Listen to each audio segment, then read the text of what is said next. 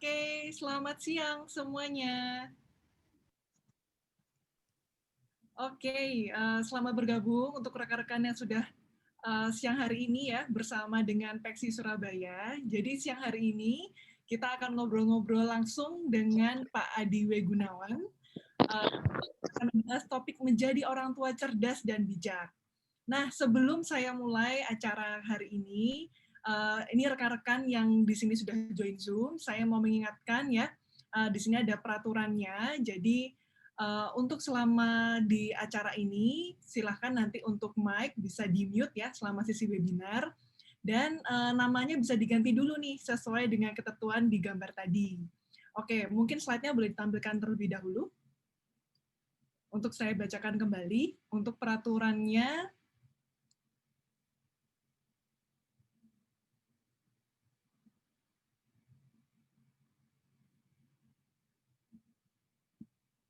oke, sambil saya menjelaskan, jadi di sini nama ID Zoom itu nama lengkap ya, nama yang jelas, beserta angkatan apabila alumni dari SMAK Kelas 1 Yusuf, dan disertakan dengan domisilinya.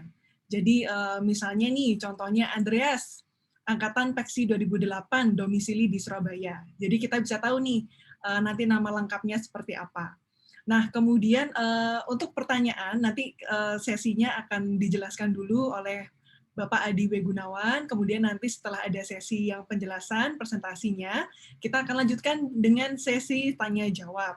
Nah, untuk pertanyaan, silahkan melalui personal chat di Zoom, untuk rekan-rekan yang sudah bergabung di Zoom, bisa langsung mengarahkan pertanyaannya ke Andreas Widianto sebagai co-host kita. Jadi pertanyaan di live streaming tidak dilayani ya, karena kan kita juga ada streaming di YouTube dan di Facebook Peksi. Kemudian sebutkanlah nama lengkap dengan angkatannya, domisili, pertanyaan, dan tidak melayani pertanyaan secara verbal ya. Jadi tidak berlaku kalau mau raise hand. Jadi untuk rekan-rekan yang sudah bergabung di sini, untuk yang raise hand, saya mengingatkan nanti bisa langsung chatting saja. Kemudian untuk pertanyaan, hanya memberi satu pertanyaan dari masing-masing peserta. Nanti panitia dari Peksi akan memilih pertanyaan yang akan ditampilkan hingga sesi tanya-jawab sudah habis. Gitu. Nah, kemudian dilarang ya untuk menulis chatting yang bernuansa pornografi, sara, ofensif, tidak sopan dan tidak berhubungan dengan materi Zoom event kita kali ini. Oke, baik kalau begitu. Sekarang langsung kita mulai saja sesi webinarnya. Selamat datang kepada rekan-rekan semuanya. Jadi sekarang saya juga mau mengingatkan untuk nanti penanya yang terbaik akan dipilih 5 orang pemenang untuk mendapatkan door prize dari Bapak Adi W. Gunawan, yaitu masing-masing akan mendapatkan buku dan DVD The Heart Technique senilai 500.000 per setnya. Wow, lumayan ya. Jadi untuk rekan-rekan di sini yang sudah bergabung, bisa nanti mendapatkan hadiah dari Bapak Adi W. Gunawan. Oke, nah sebelum saya lanjutkan dulu, saya mau sapa dulu nih narasumber kita, Bapak Adi W. Gunawan. Halo Pak Adi. Oh, Pak Adi, sorry mic-nya. Unmute. Alright. Selamat siang semua teman-teman, sehat semua ya. Selamat siang Lala. Ya, siang. Kabar baik ya Pak Adi? Selalu baik. Selalu baik. Wah, great. Oke. Nah, sebelum nanti sesinya Pak Adi menjelaskan, mungkin belum lengkap ya kalau rekan-rekan di sini belum perkenalan nih, belum tahu nih siapa nih Bapak Adi W. Gunawan. Nah, saya akan membacakan sedikit dulu perkenalan CV dari Bapak Adi W. Gunawan. Oke. Jadi sekilas tentang latar belakang ini ada ini ya, di sini bisa dilihat Dr. Adi W. Gunawan, Sarjana Teknik, Magister Manajemen Pendidikan, Certified Clinical Hypnotherapist. Nah, beliau ini menamatkan pendidikan di SMAK Kolose 1 Yusuf Malang. Nanti tadi kan ada Zoom ya, itu singkatannya Kosayu, itu adalah singkatan dari Kolose 1 Yusuf Malang. Kemudian S1 Teknik Elektro di Sekolah Tinggi Teknik Surabaya. Kemudian dilanjutkan lagi dengan Magister Manajemen Pendidikan di Universitas Negeri Surabaya. Lalu ada Doktor Manajemen Pendidikan di Universitas Negeri Malang, dan ada Doktor Kepemimpinan dan Inovasi Kebijakan di Universitas Gadjah Mada. Nah, jadi unik ya, beliau ini mempunyai 2 gelar doktor, jadi kalau dilihat di sini double doktor-doktor. Nah, yang menarik adalah penelitiannya ini, penelitian disertasi beliau untuk meraih gelar doktor kedua adalah tentang konstruksi kebijakan hipnoterapi, standar hipnoterapi, kompetensi hipnoterapi, dan standar layanan praktik hipnoterapi di Indonesia. Nah, beliau juga memiliki pendidikan non formal ya, khususnya di bidang hipnoterapis, neuroscience, energy healing, meditasi, traumatologi, dan masih banyak lagi. Jadi beliau ini sering sekali ikut acara-acara ya pelatihan dan sertifikasi di luar negeri yang sangat intensif. Jadi setiap tahun minimal 1 kali beliau ini ke luar negeri untuk belajar ke pakar terbaik di bidangnya dan update pengetahuan terkini. Nah, ini diantaranya ada pendidikan dan sertifikasi hipnoterapis klinis di lembaga American Council of Hypnotist Examiners dengan masa pendidikan selama 300 jam, tatap muka atau setara dengan 6 semester kuliah. Kemudian ada Consciousness Technology, Quantum Hologram. Ada juga Application of Electrophotonic Imaging Technology in Analyzing Human Energy Field, dan masih banyak lagi. Oke, nah jadi aktivitas beliau saat ini antara lain adalah hipnoterapis klinis sejak 2005 ya hingga saat ini. Kantornya ada di Surabaya, beliau domisili di Surabaya. Kemudian pengajar hipnoterapi klinis Scientific EEG dan Clinical Hipnoterapi di kampus Adi W. Gunawan Institute of Mind Technology Surabaya. Dosen Universitas Gunadarma Jakarta, mengampu mata kuliah intervensi klinis untuk mahasiswa S2 Psikologi Klinis, gitu, Magister Profesi. Ada lagi dosen STAB Semaratungga Boyolali, mengampu mata kuliah meditasi dan psikologi Buddhis untuk mahasiswa S1 dan S2.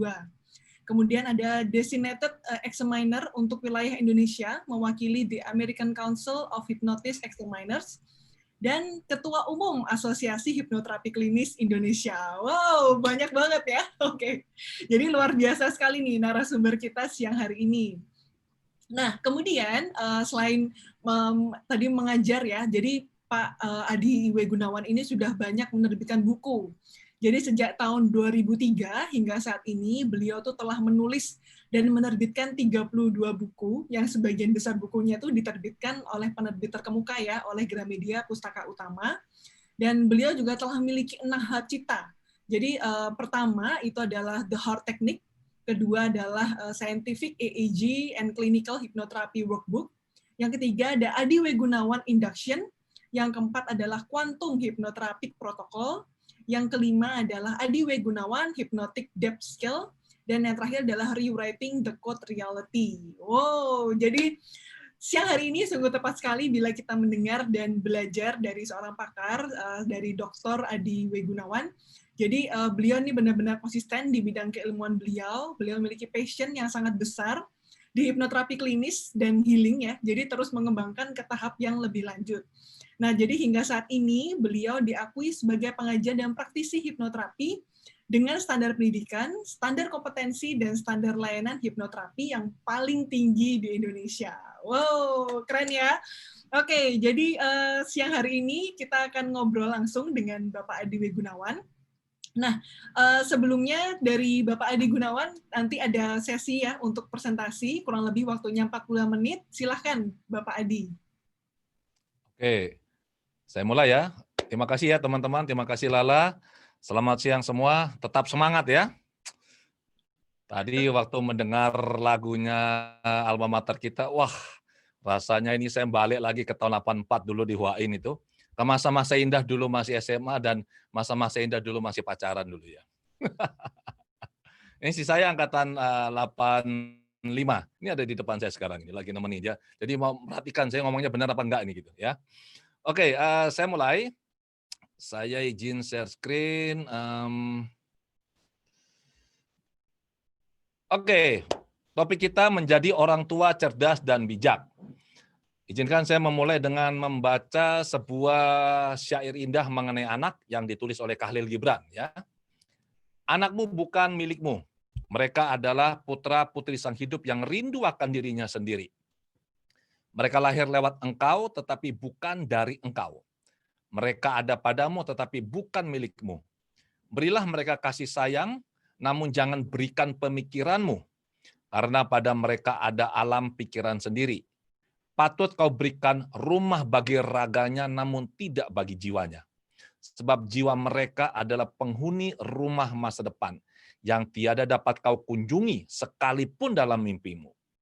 Engkau boleh berusaha menyerupai mereka, namun tidak boleh membuat mereka menyerupai engkau.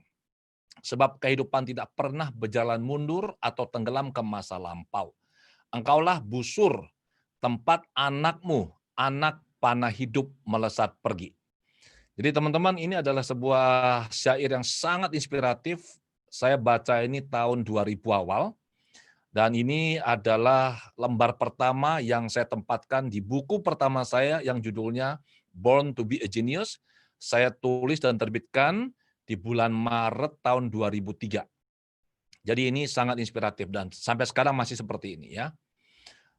Oke, sebagai orang tua kita pasti ya ingin anak-anak kita hidupnya sukses, benar nggak? Pasti semuanya ya.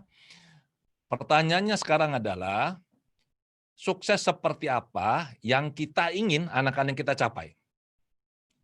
Levelnya di mana nih? Yang bawah, menengah, atau yang atas? Kemudian apa hal yang penting yang perlu kita siapkan pada anak untuk bisa membantu mereka meraih sukses di masa depan? Nah, teman-teman, saya akan cerita sharing pengalaman saya baik sebagai seorang hipnoterapis klinis dan terutama sebagai orang tua, seorang ayah ya, yang telah membesarkan. Kami punya 3 putri, sudah dewasa semua. Ini adalah mereka pada saat masih kecil, kami ajak liburan di Melbourne, ini di tepi Sungai Yara, Yara River, dan kita bisa melihat bagaimana mereka bertumbuh ya, 3 putri yang bertumbuh jadi anak yang cantik semuanya. Ini mereka besar tahun 2018 ya, yang paling besar ini menikah tahun lalu di tahun 2019 di Jakarta. Dan ini istri saya Stephanie Rosalin, kalau untuk angkatannya terkenal dengan nama Chai Wang. Angkatan tahun 2005. Nah, saya akan berbagi pengalaman saya suka dukanya tentunya ya, membesarkan putri-putri kami ini juga ada kesalahan-kesalahan yang kami lakukan dulunya dan berbekal dari pengalaman ini dan saya belajar dari banyak hal, memberikan konseling dan terapi pada banyak klien anak sejak tahun 2005 sampai sekarang, saya mendapatkan sebuah insight dan ini yang kami gunakan sebagai bekal membesarkan anak-anak kami. Untuk meraih sukses tentu saja kita tidak bicara sukses yang sangat sempit ya. Sukses itu ada banyak aspek, karena kehidupan juga banyak aspek. Ada aspek spiritual, finansial, bisnis karir, keluarga, pengembangan diri, wisata, liburan, sosial, mainan itu materi ya. Jadi ada 8 aspek. Ini yang saya ajarkan di pelatihan saya, Quantum Life Transformation, bagaimana membuat goal secara benar dan seimbang. Nah, 8 aspek ini hal yang sangat penting dan kita perlu membantu anak untuk bisa mendesain ini untuk hidup mereka. Dan ini semua dimulai dari mana? Sejak mereka masih kecil, dan ini semua dimulai dari akhirnya. Begin with the end in mind. Saya kutip dari Stephen Covey. Jadi kita perlu jelas ini endingnya mau di mana ini. Barulah dari sana kita menyusun langkah-langkah menuju ke tujuan itu. Teman-teman, dunia saat ini berubah sangat cepat. Zaman digital. Kalau dulu kita sulit mencari informasi, sekarang informasi yang mencari kita. Kena pandemi lagi begini, tatanan kehidupan semuanya berubah. Bisnis, bagaimana cara kita menjalankan usaha, bagaimana cara kita menjalankan proses pendidikan, itu semuanya berubah ya. Dan kita orang tua bingung menyiapkan anak untuk sukses di masa depan. Sama seperti Anda yang orang tua muda, saya juga dulunya, kami juga seperti ini ya. Tetapi biasanya ada satu yang selalu kita fokuskan. Bagaimana kita sebagai orang tua menyiapkan masa depan anak tentunya lewat pendidikan. Nah, sekarang ini pendidikan ada 3 jenis rupanya, nggak cuma satu. Ada pendidikan formal, pendidikan non formal, dan pendidikan informal. Pendidikan formal ini yang kita tempuh di institusi pendidikan. Hwaing salah satunya ya. Nah, di Surabaya kami juga punya sekolah Anugerah Pekerti, saya dan istri dirikan, itu sekolah formal. Non formal ini adalah les, kursus. Jadi proses pendidikan yang berlangsung di luar lembaga formal, di luar sekolah-sekolah formal ya. Ada satu lagi informal, dan ini sebenarnya adalah pendidikan yang paling penting. Ini adalah fondasi kehidupan seorang manusia. Ini pendidikan yang diberikan di rumah. Dan sayangnya saat ini pendidikan informal ini tidak mendapat perhatian seperti yang seharusnya. Dan ada banyak sekali anak-anak yang tidak mendapat parenting secara benar di rumah, dan orang tua hanya fokus pada pendidikan formal dan non-formal, akibatnya setelah mereka dewasa akan timbul banyak masalah. Ini yang saya temukan di ruang praktek saya ya. Apakah pendidikan yang anak jalani benar-benar mampu menyiapkan mereka untuk sukses di masa depan? Ini sebuah pertanyaan yang harus kita tanyakan pada diri kita sebagai orang tua. Dan juga mana yang lebih penting, sukses akademik atau sukses hidup? Kalau ditanya begini, orang tua biasanya bilang, ya jelas sukses hidup dong Pak. Tapi coba lihat, apa yang orang tua paksakan atau ajarkan kepada anak. Biasanya orang tua itu lebih mengutamakan, lebih mementingkan sukses secara akademik. Saya kutip dari Albert Einstein mengenai pendidikannya. Ini sebuah quote yang sangat terkenal dari beliau. Education is what remains after one has forgotten what one has learned in school. Artinya pendidikan adalah apa yang masih tersisa dalam diri seseorang pada saat mereka sudah lupa dulu belajarnya apa. Siapa diri Anda teman-teman, siapa diri saya sekarang ini, setelah kita dewasa, terjun ke masyarakat, inilah pendidikan. Kita lupa dulu rumus kimianya, kita lupa mungkin apa yang diajarkan di sekolah. Tetapi siapa diri kita, bagaimana kita sekarang ini, inilah hasil dari pendidikan kita. Ya. Saya kutip satu lagi pernyataan dari Driarkara.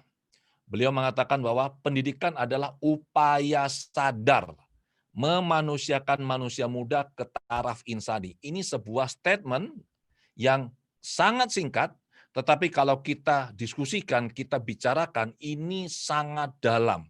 Karena pendidikan adalah upaya sadar, bukan asal jalan. Bagaimana kita memanusiakan manusia muda, yaitu anak-anak kita ini, ke taraf insani. Menjadi seorang manusia yang berkembang secara lengkap, seimbang, baik pada aspek fisik, mental, emosi, psikologi, dan spiritual. Ya. Yang menariknya teman-teman, realita hidup usai sekolah. Pernah jumpa ini, ada anak yang katakanlah waktu sekolah itu pinter dan dia sukses, ada? Ada, banyak tuh. Pernah juga nggak jumpa anak yang pintar tapi gagal? Juga banyak ya. Ada nggak jumpa anak yang di sekolah dulu bodoh tapi gagal? Juga banyak. Dan anak yang dulu sekolahnya bodoh dan sukses bagaimana? Banyak juga. Dan bahkan anak-anak yang dulunya pintar-pintar kerja sama temannya yang dalam tanda kutip ya katanya bodoh waktu sekolah. Nah, kalau kita melihat realita ini, anak pintar setelah terjun ke masyarakat sukses banyak. Yang pintar gagal juga banyak. Yang bodoh gagal juga banyak. Yang bodoh sukses juga banyak. Pertanyaan saya, terus buat apa anak-anak kita sekolah? Sekolah formal tidak menjamin menggaransi sukses anak kita di masa depan, benar nggak?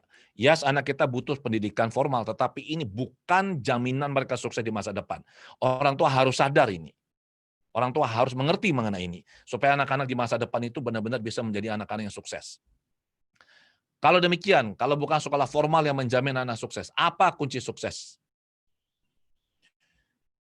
Teman-teman, sukses bukan sekadar karena nasib atau karma.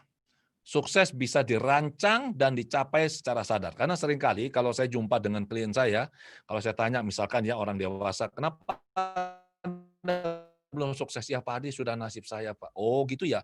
Ya ini sudah karma saya." Ada lagi bilang, "Ya ini sudah takdir saya."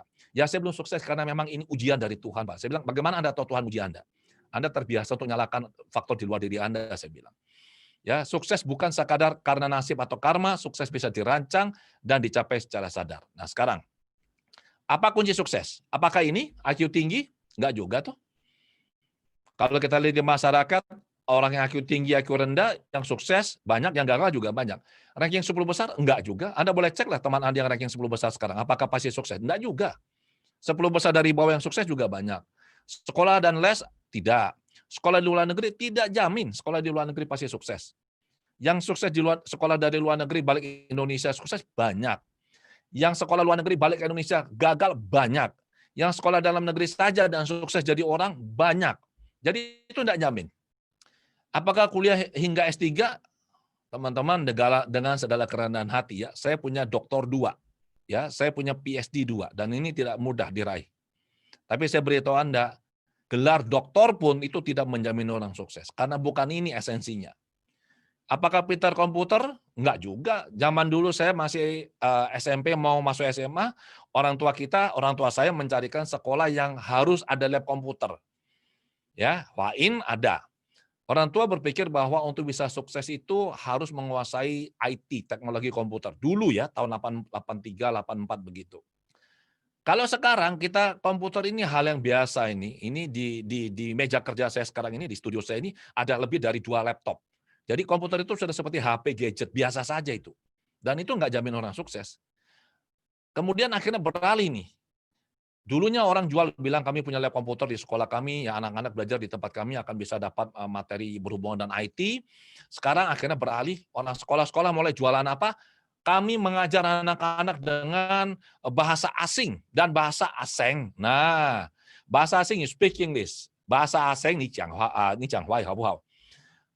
Orang berpikir kalau bisa berbahasa asing Inggris atau berbahasa asing, bahasa Mandarin, itu pasti menjamin sukses. Tidak, teman-teman. Buktinya, ya saya kasih sesuatu yang agak ekstrim supaya ini Anda bisa ingat ya.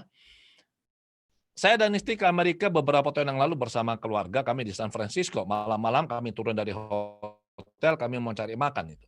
Kemudian apa yang terjadi? Waktu kami menyusuri ini pedestrian itu di pinggir jalan, saya mendengar suara ada yang bilang, "Sir, spare some change please. Spare some change please." Terus saya toleh, saya lihat ada bule ya duduk di situ. Saya bilang, "Excuse me?" Dia bilang, "Sir, spare some change please." Istri saya tanya, dia ngapain itu? Saya bilang, jaluk duit cilik, spare some change. Saya kasih dia uang, ya. Nah, teman-teman, saya bilang setelah itu kami jalan, saya bilang sama istri dan anak kami, saya bilang, tuh orang itu pintar bahasa Inggris loh. Tidur pun itu bahasanya bahasa Inggris loh kalau dia mimpi. Itu nggak berhasil juga. Jadi kita harus aware betul bahwa ini bukan garansi, teman-teman. Ya, jangan sampai salah kita mengarahkan anak. Bahasa asing, oh sekarang ini banyak. Ya betul, globalisasi Tiongkok adalah raja ekonomi dunia, nggak ada yang bisa lawan. Cadangan devisanya lebih dari 1,4 triliun US dollar. Ya, nggak ada yang bisa lawan sekarang. Betul, dia negara sangat maju. Tapi ingat, di Tiongkok sendiri itu orang susah juga banyak. Nah, saya tidak anti dengan bahasa asing atau bahasa asing, oke? Saya fasih dalam bahasa Inggris, oke? Mandarin lumayan, anak-anak kami fasih bahasa Inggrisnya. Yang saya ingin sampaikan adalah ada satu hal penting yang benar-benar fundamental yang harus kita perhatikan.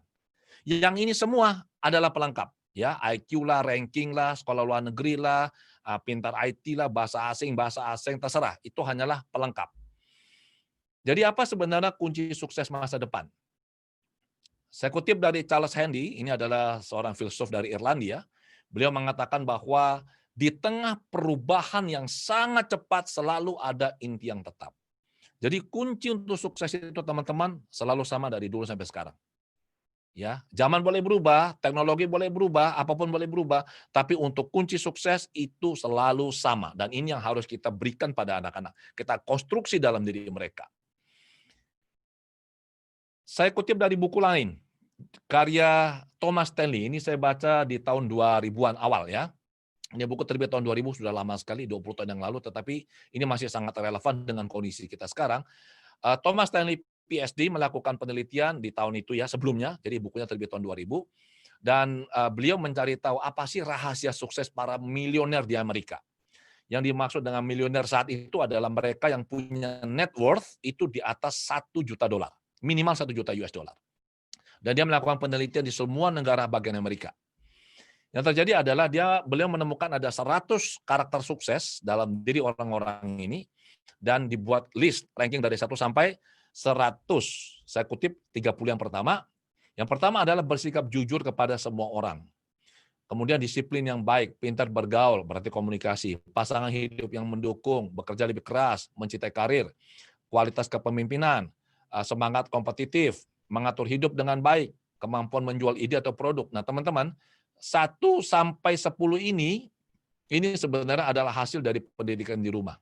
Jujur, disiplin, pintar bergaul, ya, bekerja lebih keras, ini dibiasakan dari rumah. Mencintai karir atau bisnis, ini dibiasakan dari rumah, dan seterusnya. Bagaimana dengan IQ? IQ di ranking 21 sebagai faktor yang mempengaruhi sukses seseorang. Masuk sekolah top di ranking 23 dan lulus dengan nilai terbaik atau hampir terbaik di ranking 30.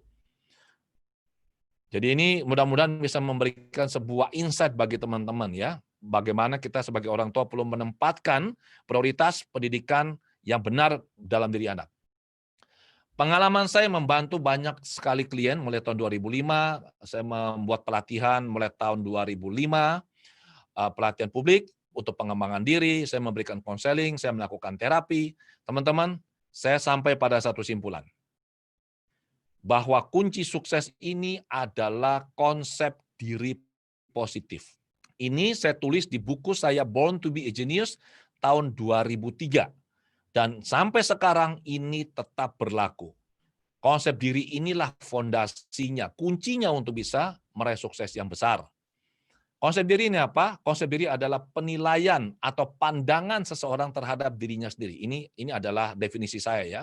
Jadi bagaimana seseorang ini menilai dirinya dia, bagaimana seseorang memandang dirinya dia. Apakah orang ini memandang dirinya sebagai pribadi yang berharga, pribadi yang layak atau berhak untuk sukses, atau sebagai pribadi yang tidak bisa apa-apa, tidak mampu atau apa. Jadi bagaimana seseorang atau anak ini atau diri kita memandang diri kita sendiri, penilaian terhadap diri kita ini akan menentukan sukses kita. Saya biasa memberikan analogi seperti ini. Anggaplah kita punya kartu kredit, ya. Kartu kredit ini ada limitnya. Bank akan memberikan limit. Ada orang yang kartu kredit limitnya cuma 10 juta, ada yang 5 juta, ya. Ada orang yang kartu kreditnya yang saya tahu itu sampai 500 juta tuh ada. Limit yang diberikan oleh bank. Nah, konsep diri ini semakin baik, semakin positif, itu ibaratnya sama dengan plafon limit dari kartu kredit kita. Semakin baik, semakin positif, maka plafonnya tuh semakin tinggi. Dengan kartu kredit 1 lembar saja ini, orang ini bisa mendapatkan banyak hal yang dia inginkan. Dia bisa dalam tanda kutip ya, beli barang-barang yang dia inginkan atau dia butuhkan. Nah, kalau konsep diri ini rendah, tidak baik atau negatif, maka ibaratnya plafon limit kartu kreditnya ini rendah. Sehingga untuk hidup, dia memiliki banyak keterbatasan. Dia tidak bisa leluasa untuk mencapai hal-hal yang dia inginkan. Jadi pastikan konsep diri anak itu positif dan sehat. Konsep diri ini ada banyak aspeknya teman-teman ya. ada yang konsep diri sifatnya global, menyeluruh, nanti ada yang per subbagian ini ya. Ada konsep diri mengenai keluarga, ada konsep diri mengenai akademik, konsep diri mengenai sosial, afek atau emosi, kompetensi, dan fisik.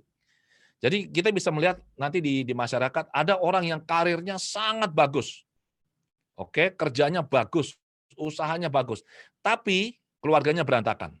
Ini berarti ada masalah dalam konsep dirinya mengenai keluarga. Ada lagi yang misalnya nih, akademiknya sangat bagus, tetapi kerjaannya tidak bagus, ya. Kehidupan sosialnya nggak bagus. Jadi ini ada bagian-bagiannya. Yang paling penting kita perhatikan adalah ada konsep diri ini. Nah, sekarang bagaimana konsep diri ini terbentuk? Kita bicara konstruksi diri sekarang. Teman-teman, yang perlu diketahui adalah bahwa manusia ini adalah makhluk ciptaan Tuhan yang sangat-sangat luar biasa. Manusia begitu lahir memiliki 86 miliar sel otak atau neuron. Ini dari penelitian Herculano Hausel dan kawan-kawan tahun 2009. Jadi bayangkan bayi begitu lahir langsung punya 86 miliar sel otak atau neuron. Tetapi yang perlu diingat adalah bahwa otak ini adalah hardware. Kita punya software. Dan software ini yang menjalankan hardware kita. Nah, software ini adalah program-program pikiran. Yang tadi saya sudah katakan, ini adalah konsep diri. Ya. Yang paling utama, operating system itu adalah konsep diri. Jadi, hardware yang 86 miliar sel ini begitu canggih, kalau sampai software-nya nggak bagus, itu tidak akan bisa memberikan kinerja yang optimal. Nah, bicara software, kita bicara pikiran. Jadi kita punya hardware otak, kita punya software pikiran. Pikiran kita punya dua, pikiran sadar dan bawah sadar. Pikiran sadar ini yang kita ketahui, kita sadari keberadaannya. Pikiran sadar punya fungsi sebagai, dia punya kemampuan untuk melakukan analisis, memutuskan, kemudian untuk melakukan perencanaan, ya. Sementara yang kita tidak sadari bahwa ada satu bagian yang jauh lebih besar, jauh lebih kuat pengaruhnya, yang tidak kita ketahui selama ini, yaitu pikiran bawah sadar. Dan ini mengontrol kita 95%. Pikiran sadar hanya 5%. Nah, di bawah sadar ini ada memori, ada kebiasaan, ada emosi, ada mindset, ada value, ada belief, dan macam-macam. Sekali lagi, pikiran bawah sadar mengontrol kita 95%, pikiran sadar hanya 5%. Dan apabila terjadi konflik antara pikiran bawah sadar dan pikiran sadar, selalu yang menang adalah pikiran bawah sadar. Selalu, anytime, anywhere. Dan seperti ini ilustrasinya. Pikiran bawah sadar kita seperti ini, petarung sumo ini yang gendut banget, besar sekali, sementara pikiran sadar kita seperti orang kurus ini. Dan kalau mereka berantem, yang menang selalu adalah pikiran bawah sadar. Nah, sekarang kalau pikiran bawah sadar berisi program-program pikiran yang mengendalikan hidup kita, bagaimana proses program pikiran ini terinstalasi? Ini kita perlu sadari bahwa pikiran bawah sadar, begitu terjadi pembuahan, pikiran bawah sadar sudah aktif. Dan pikiran bawah sadar hanya akan berhenti bekerja atau aktif pada saat kita meninggal. Jadi begitu terjadi pembuahan, sudah ada kesadaran, sudah ada kehidupan. Dan apapun yang dialami oleh ibunya, dipikirkan oleh ibunya, dikatakan oleh ibunya, dibaca oleh ibunya, apapun yang dirasakan oleh ibunya, semuanya terekam secara utuh dan tersimpan masuk ke pikiran bawah sadar seorang janin. Dan ini akan menjadi sebuah program yang terus terbawa sampai dia dewasa. Makanya seringkali dikatakan bahwa bisa terjadi luka batin itu pada saat masih dalam masa di kandungan. Nah, kalau di dalam kandungan ini anak yang diinginkan, ibunya sayang dia, ayahnya cinta dia, anak ini diterima apa adanya, maka dan ibunya melakukan hal-hal yang baik, berpikir positif, tidak stres, maka semua kesan-kesan positif ini yang masuk ke dalam memori janin ini, itu terekam dan ini menjadi sebuah bekal yang sangat bagus untuk dia nantinya. Nah, di usia 3 tahun teman-teman, pikiran sadar baru mulai aktif. Jadi di bawah itu tidak ada pikiran sadar. Anak masih kecil, bayi di bawah 3 tahun, dia beroperasi murni dengan pikiran bawah sadar. Dan ini yang perlu diperhatikan. Apapun yang kita katakan pada bayi, pada anak, apapun yang mereka alami, positif maupun negatif, itu menjadi program. Jadi kalau anak masih kecil, terutama di bawah usia 6 tahun ya, kalau kita mengatakan hal positif pada anak bahwa, "Oh, kamu anak yang baik, kamu cantik, kamu ganteng, kamu berharga, kita orang tua cinta kamu, kamu dikasih oleh Tuhan," apapun itulah. Semua yang positif. Maka itu akan masuk ke bawah sadar dan menjadi program. Tapi kalau dia mengalami hal-hal negatif, dikata-katain yang buruk, dibanding-bandingkan, diabaikan oleh orang tua sibuk kerja, dan seterusnya, orang tua sering ribut, anak melihat apa yang terjadi, maka ini kesan-kesan ini juga masuk dan menjadi modalnya dia dalam tanda kutip untuk menjalani hidupnya dia. Nah, pikiran sadar ini aktif mulai usia 3 tahun dan menjadi semakin kuat dan kuat pada usia 13 tahun. Dan selanjutnya pikiran sadar sudah sangat kuat. Maka kalau kita mau memprogram anak, memasukkan nilai-nilai yang baik, itu harusnya mulai dia kecil sampai maksimal kira-kira usia 10 tahun. Ini adalah masa-masa yang sangat kritis. Nah, sayangnya sekali lagi, banyak orang tua hanya sibuk dengan sekolah formal dan non formal. Mereka tidak memperhatikan aspek ini.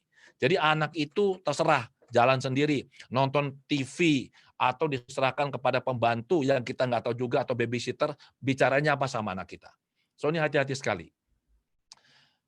Nah teman-teman, sesuai dengan benih yang ditanam, itulah buah yang akan diperoleh. Pada saat di rumah, orang tua misalkan telah mendidik anak dengan sangat baik, dan hati-hati sekali kalau anak ini mulai masuk sekolah, karena dia masuk lingkungan baru. Guru sebagai figur otoritas. Jadi kalau misalkan anak mengalami hal yang positif di sekolah, itu berarti apa yang telah kita tanamkan itu menjadi semakin kuat dalam diri anak. Banyak kali terjadi anak mengalami trauma, dibully di sekolah. Anak yang tadinya merasa dirinya cakap, mampu, tapi begitu masuk sekolah, karena dia diajari mungkin cara mengajar gurunya tidak tepat, tidak cocok dengan gaya belajarnya dia, anak akhirnya dikatakan bodoh atau dipanggil ke depan mengerjakan di papan tulis tidak bisa, dan diolok-olok oleh temannya, teman-teman, anak ini mulai mengalami hal-hal negatif di usia yang sangat muda, maka ini menjadi trauma atau luka batin bagi dia. Dan sekolah yang saya ketahui dari pengalaman saya, ada sekolah yang baik sekali, sekolah yang memiliki proses yang sangat baik, bisa menumbuh kembangkan potensi anak, ada juga sekolah yang ternyata tanpa disadari menghancurkan harga diri anak. Itu saya menemukan banyak. Sekolah mulai yang paling biasa-biasa sampai sekolah yang top, sekolah internasional. Saya punya klien-klien saya itu banyak dan sangat beragam. Dari Surabaya, dari Jakarta, dari mana-mana. Ya. Jadi hati-hati sekali. Kalau dia sudah masuk sekolah, perhatikan betul nih apa yang terjadi di sekolah. Yang bisa membuli anak-anak ini tidak hanya sesama murid, tetapi juga guru. Ini harus diperhatikan. Yang bisa membangkitkan anak-anak ini bukan hanya sesama temannya, tapi juga guru. Jadi ini kita harus benar-benar perhatikan. Nah, bagaimana membangun konsep diri positif? Kita orang tua mengisi baterai kasih anak sepenuhnya. Teman-teman bisa kalau mau dapat informasi lebih jelas mengenai baterai kasih bisa masuk ke YouTube ya. Saya punya kanal YouTube Adi Gunawan, Anda bisa search di situ ada mengenai baterai kasih. Saya mengulasnya cukup detail 30 menit videonya ya. Anda bisa ngecas baterai kasih anak, pendampingan berkelanjutan, memberikan teladan yang baik, menggunakan kata-kata positif, memberikan anak ruang untuk berbuat salah atau gagal. Ya, banyak orang tua yang perfeksionis, anak tuh dituntut nilainya harus 100, 97 pun enggak boleh, kenapa enggak 100? Biasanya kalau begini nih dua kemungkinan ya teman-teman. Dulu mamanya tuh sekolahnya pintar sekali atau mamanya bodohnya luar biasa. Jadi anak yang dituntut harus nilainya sempurna. Percaya pada kemampuan anak dan lain-lain ya. Nah, ini pohon sukses. Yang kelihatan di atas adalah batang, kemudian ranting, daun, buah. Ini yang tampak di permukaan dalam bentuk prestasi hidup atau kinerja. Padahal yang paling penting adalah yang ada di bawah tanah ini, di bawah. Ini adalah akarnya, ini adalah konsep diri berharga, perasaan layak, cakap mampu, percaya diri. Nah sekarang, membantu anak merancang dan meraih masa depan. Ini penting. Saya menemukan banyak orang tua yang bingung. Berapa waktu lalu saya buat webinar diundang oleh salah satu sekolah di Jakarta, dan ini membahas khusus mengenai ini. Bagaimana orang tua membantu anak merancang masa depan. Karena anak-anak SMP mau masuk SMA, itu kan sekarang langsung penjurusan ini, IPA, IPS, atau bahasa, atau apalah. Kemudian ada lagi anak setelah mau tamat SMA, ini mau kemana? Apakah harus masuk jurusan ini atau jurusan itu? Apakah harus sekolah dalam negeri, apa luar negeri? Orang tua biasanya bingung. Dan saya memberikan mereka banyak masukan mengenai ini. Nah sekarang, kita perlu membantu anak merancang masa depan, walaupun anak ini masih kecil. Paling tidak kita punya punya pandangan kira-kira mau dibawa kemana nih anak ini ya. Sebelum saya teruskan teman-teman coba jawab jujur ya. Berapa banyak di antara Anda yang berkarir atau menjalankan bisnis yang tidak sejalan dengan pendidikan formal Anda? Berapa orang?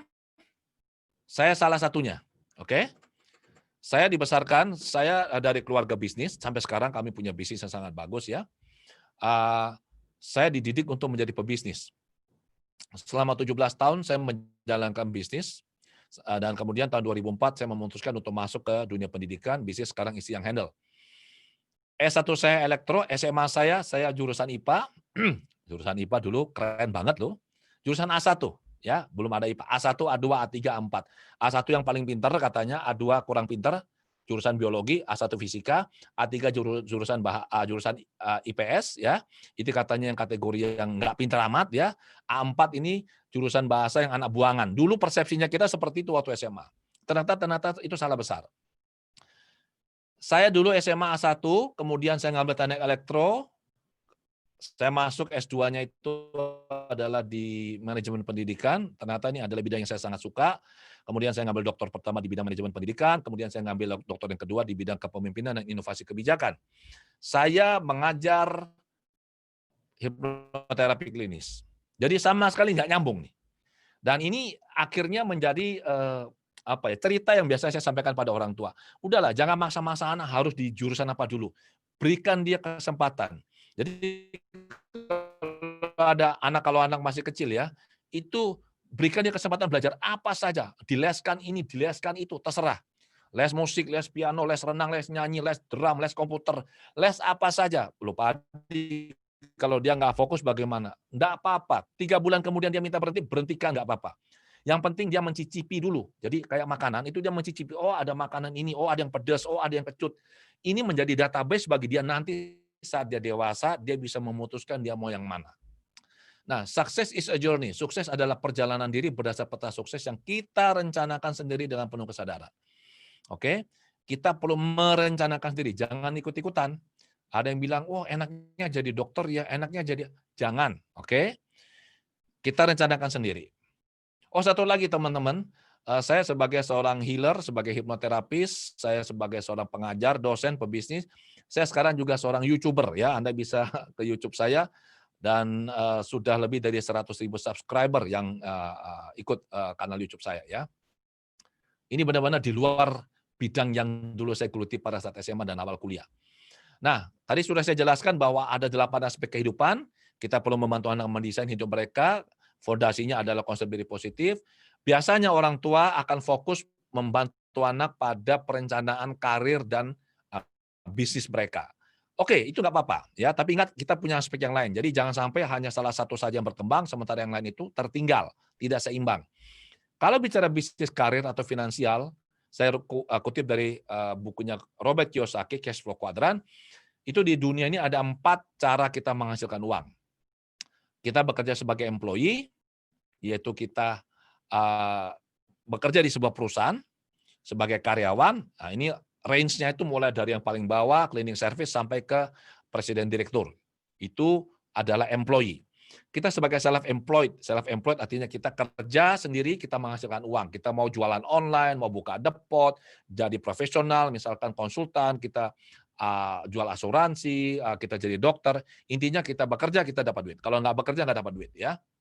Atau yang kuadran kanan sebagai business owner, di mana kita punya bisnis dan bisnis ini yang karena ada sistem yang bekerja, maka sistem ini yang menjalankan bisnis kita.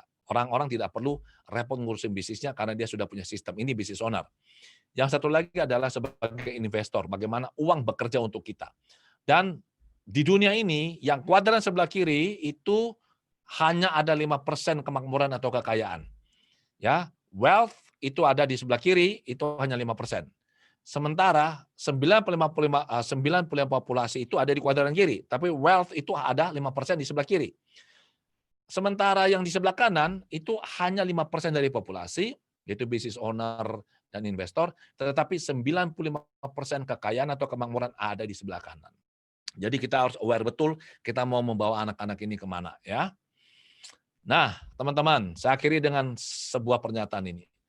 Bahwa sekolah apa apa, sekolah di mana, jurusan apa, itu bukan yang terpenting. Bukan.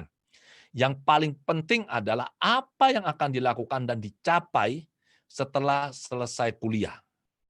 Karena kesuksesan kita diukur bukan pada saat kita masih sekolah atau kuliah. Kesuksesan kita sebagai manusia diukur itu berdasarkan capaian kita setelah kita terjun ke masyarakat.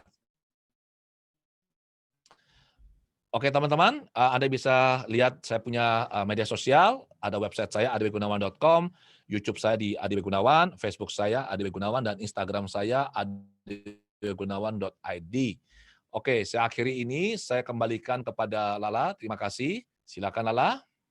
Oke, terima kasih Pak Adi Gunawan. Oke, nah jadi luar biasa sekali ya tadi penjelasannya dari Pak Adi itu lengkap dari awal. Tadi ditanyakan dulu nih di awal. Sebenarnya kalau kita orang tua tuh mau punya anak sukses, suksesnya tuh kayak apa? Nah itu tuh pertanyaan yang membuat kita jadi kayak, oh iya ya, jadi mikir gitu, oh iya ya, anak aku pengen suksesnya kayak gimana gitu. Nah, mungkin buat teman-teman di sini yang sudah bergabung, yang mau tanya, silahkan tulis di chatting ya.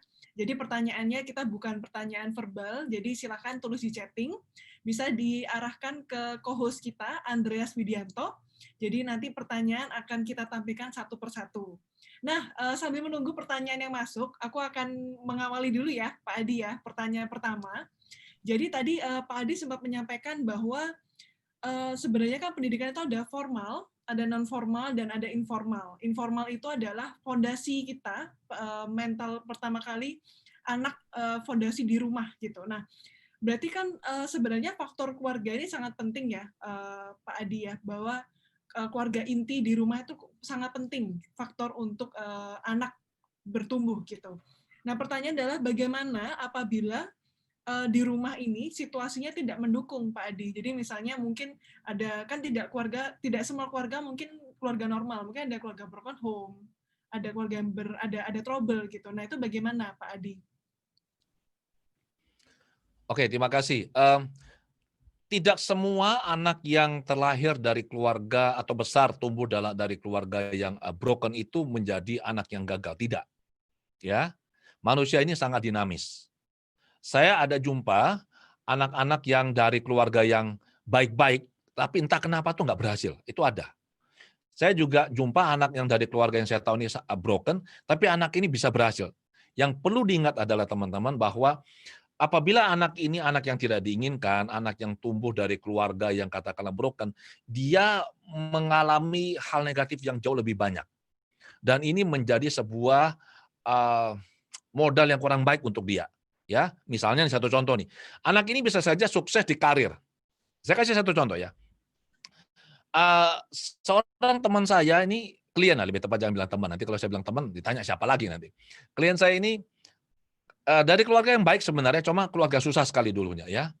Dan keluarga ini sering dihina oleh saudara-saudara yang lain. Jadi papanya ini sering dihina oleh keluarga papanya yang kaya. Dan anak ini marah sekali, dan memang di rumah juga tidak kondusif lah. Anak ini marah dan anak ini buat keputusan bahwa saya kalau besar nanti saya akan jadi orang kaya, saya akan tunjukkan pada kalian semua. Ini dia punya kemarahan, duka yang luar biasa. Dia sukses secara finansial sangat, tapi dia kering hidupnya dia. Ya, secara emosi itu dia kering. Jadi ingat tadi ada 8 aspek, kita mau aspek ini menjadi berkembang semuanya dan kita bisa hidup seimbang di 8 aspek ini. Anak-anak yang mengalami kondisi yang kurang baik di awal itu, kalau mereka tidak mendapat bantuan atau tidak mendapat penanganan yang tepat, maka luka ini akan terus mengganggu mereka. Tapi apabila mereka mendapat kondisi atau lingkungan yang bagus dan bisa mengkondisikan mereka untuk menjadi baik, maka kans mereka untuk sukses sama besar dengan yang lain. Demikianlah. Terima kasih. Oke, terima kasih Pak Adi untuk jawabannya. Oke, dari panitia, jadi saya akan mulai membacakan ya Pak Adi satu persatu pertanyaan dari audiens kita.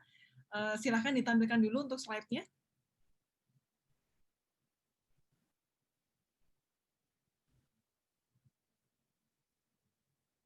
Oke, pertanyaan pertama ya Pak Adi dari Herawati Susilo. posisinya ada di Malang.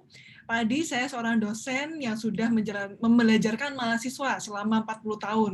Bagaimana caranya saya bisa berpindah dari kuadran kiri ke kuadran kanan? Silahkan Pak Adi. Oke, pertanyaan yang sangat bagus ya Ibu ya. Bisa stop share screen dulu teman-teman? Exactly, oke. Alright. Jadi begini Ibu, kalau kita tidak tahu caranya, berpindah kuadran itu akan sangat sulit. Kenapa? Karena kita kan punya mindset ini sudah, dan mindset ini sudah terbentuk sekian lama. Apakah bisa? Bisa, nggak sulit sebenarnya kalau kita tahu caranya. Nah, kalau kita berpindah ke kuadran kanan, itu misalnya mau jadi apa? Business owner. Nah, mau membangun bisnis ini sulit ini, karena kalau kita tidak tahu caranya akan cukup riski ya, cukup tinggi risikonya. Kalau kita mau jadi investor, mau main apa sekarang? Mau jadi bisnis properti, itu butuh modal besar, ya. Kemudian mau apa? Mau trading saham. Nah, saya tidak bermaksud jualan, tapi karena Ibu bertanya, saya menjelaskan satu hal. Tahun depan saya akan membuat sebuah workshop yang judulnya Quantum Life Transformation for Financial Freedom. Selama ini saya mengajar workshop Quantum Life Transformation itu ada dua komponen di dalamnya, ada be, ada do. Be adalah bagaimana saya membantu orang-orang ini berkembang secara internal, jadi mereka mindset-nya berubah, belief-nya berubah, konsep dirinya meningkat dan segala macam. Tapi saya nggak pernah bisa mengajar dunia, karena dunia terlalu lebar, ya terlalu luas. Apakah mau jadi pebisnis, apakah mau bisnis properti atau apa, itu sulit. Nah, saya menemukan cara bagaimana kita bisa menjadi investor dengan cara yang sangat mudah, aman, dengan tingkat risiko yang sangat rendah, tetapi bisa memberikan ROI yang cukup tinggi. Dan ini yang sekarang saya lakukan dan saya ajarkan kepada anak-anak kami, ini sebagai bekal mereka untuk masa depan mereka. Dan juga bagi orang-orang yang ibu-ibu yang sebenarnya cukup sibuk, tetapi karena nggak bisa melakukan hal yang lain, bisa dilakukan ini di rumah. Ya, yang penting ada laptop, bisa internet, melek IT, boom, itu bisa dilakukan. Jadi Ibu kalau mau berpindah kuadran, Ibu perlu belajar, tidak harus dengan saya ya, Ibu bisa perlu belajar dari seseorang yang memang sudah punya track record terbukti, efektif, dan bisa mencapai apa yang Ibu ingin capai. Demikian. Terima kasih Lala. Wah, oke, menarik. Jadi tadi itu sudah dijawab oleh Pak Adi ya. Jadi untuk berpindah ke kuadran kanan, jadi business owner dan investor, itu memang tidak mudah, tapi pasti ada jalannya ya Pak Adi ya. Ada. Yes, oke. Nah, saya mau ingatkan lagi untuk teman-teman di sini yang sudah bergabung. Jadi nanti akan dipilih oleh panitia, ada 5 orang pemenang ya. 5 orang pemenang ini akan mendapatkan buku dan DVD The Heart Technique dari Bapak Adi W. Gunawan senilai 500.000 per set. Jadi silahkan, mumpung hari ini kita bisa nanya-nanya langsung sama Pak Adi, ini ada kesempatan yang istimewa.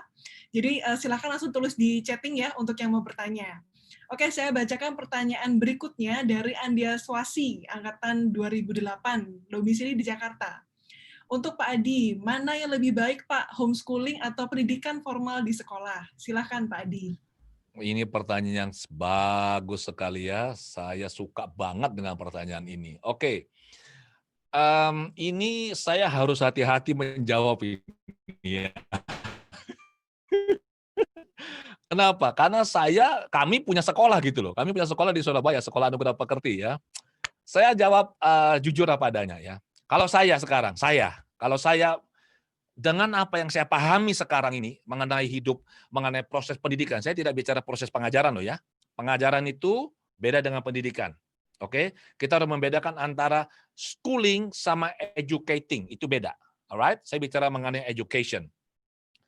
Dengan apa yang saya pahami sekarang mengenai ini semua, kalau saya memilih homeschooling, kalau saya. Oke? Saya tahu sekolah ini tidak mudah. Oke, kita ini sekolah formal ini kan terikat dengan aturan, regulasi, dan segala macam. Dan kita tahulah, pendidikan formal SD, SMP, SMA kita seperti apa sekarang ini. Saya cukup prihatin dengan kondisi sekarang ini, tapi nggak bisa melakukan karena kita terikat dengan sistem. Kita ada di dalam sistem, ya. Nah, kalau mau sekolah formal, saran saya adalah cari sekolah yang tidak sekedar mengutamakan akademik. Sekolah yang bagus adalah sekolah yang mengedepankan dan unggul dalam proses. Yang disebut dengan proses adalah bagaimana seorang, misalkan sekolahnya adalah sebuah pabrik misalnya, Bagaimana bahan baku yang biasa-biasa, begitu masuk ke sekolah, keluar dari sekolah, itu menjadi sesuatu produk dalam tanda kutip yang bagus sekali. Nah, proses ini yang harus kita cermati. Sekolah yang hanya mengutamakan nilai akademik, kalau saya enggak mau sekolah itu. Kenapa? Sekolah itu menjadi beban bagi anak kita. Itu kalau saya, ya. Nah, sekarang saya melihat karena teman angkatan senior kita Pak Thomas More itu juga punya sekolah, tapi itu homeschooling. Ya, Thomas More Homeschooling ya, ada di Surabaya, di timur dan di barat. Beliau ada buka ya. Itu sahabat baik saya, Pak Thomas. Pak Thomas ini punya homeschooling dan homeschooling jalannya sangat bagus. Cuma memang selama ini orang punya stigma bahwa yang sekolah homeschooling itu anak-anak bermasalah atau anak-anak yang nakal. Sebenarnya enggak juga. Kalau menurut pemahaman saya idealnya adalah sekolahnya formalnya homeschooling, tapi masuknya tetap Senin sampai Jumat. Dan belajarnya itu kan belajar yang benar-benar sangat custom made begitu loh. Oke, memang ada materi-materi inti yang harus kita berikan karena sesuai dengan kurikulum ya. Kita bisa di waktu-waktu yang senggang itu, waktu yang berlebihan itu, kita bisa mengajarkan anak mengenai entrepreneurship, leadership, mengajarkan mereka mengenai emotional intelligence, mengajarkan mereka bagaimana mengenai social skill dan masih banyak yang lain, termasuk public speaking skill. Ini yang anak-anak butuhkan untuk hidup. Tetapi mereka tidak dapatkan ini di sekolah formal. Jadi kalau Anda tanya saya, kalau saya lebih memilih homeschooling. Kalau dengan pemahaman saya sekarang ini. Tapi homeschooling ini membutuhkan dedikasi dari orang tuanya. Nggak bisa homeschooling tapi dititipkan ke guru, itu nggak bisa. Kita harus full di situ. Kalau memang mau masuk sekolah formal, carilah sekolah formal yang berbasis proses. Ya, anak-anak itu dididik dengan benar. Sekolah-sekolah sekarang ini sekali lagi tapi tidak semua ya, tidak semua. Sekolah-sekolah ini banyak terjadi adalah anak-anak kita sekolah, sampai di sekolah nggak ngerti apa-apa, pulang suruh les. Itu saya nggak mau. Anak berarti sekolah 2 kali. Kalau kayak begitu caranya di sekolah dia tidak ngerti, terus dia pulang harus les, terus buat apa anak itu ke sekolah? Lebih bagus homeschooling sekalian aja sudah. Gurunya suruh ke rumah. Dan setelah itu anak punya waktu untuk happy-happy, bisa renang, bisa nyanyi, bisa main gitar, bisa apapun yang mau lakukan, bisa futsal. Anak-anak sekarang coba lihat, stresnya luar biasa tinggi. Setuju? Tapi tidak semua, sekali lagi, tidak semua seperti ini. Saya tahu ada sekolah-sekolah yang bagus, ya di Malang ada sekolah yang bagus, ya saya nggak usah sebut nama lah, itu nggak enak, itu nanti pikirnya saya jualan ini ya. Surabaya ada juga sekolah bagus ya, ada promosi ya, salah satunya Anugerah Pekerti. Terima kasih. Oke, baik Pak Adi. Oke, berarti tadi sudah terjawab ya untuk Andreas Wasi. Jadi kalau preferensi dari Pak Adi sekarang adalah homeschooling yang lebih baik. Tapi tentunya dengan komitmen daripada orang tua yang harus menemani proses belajar anak di rumah. Betul ya Pak Adi ya? Benar. Oke, nah kita ke pertanyaan berikutnya ya Pak Adi. Silakan untuk pertanyaannya. Dari Tritan Saputra, ini dari Peksi Surabaya ya. Pertanyaannya adalah bagaimana cara mudah bergaul dengan anak yang berbeda usia jauh, misalnya baby boomers versus millennials atau Gen Z malah ya, lebih muda lagi. Silahkan Pak Adi. Waduh, pertanyaan menarik ini, bagus ini. Oke, Tritan ya, alright. Bagaimana kita bisa mudah bergaul dengan mereka? Ya nomor satu kita belajar apa yang ada pada diri mereka.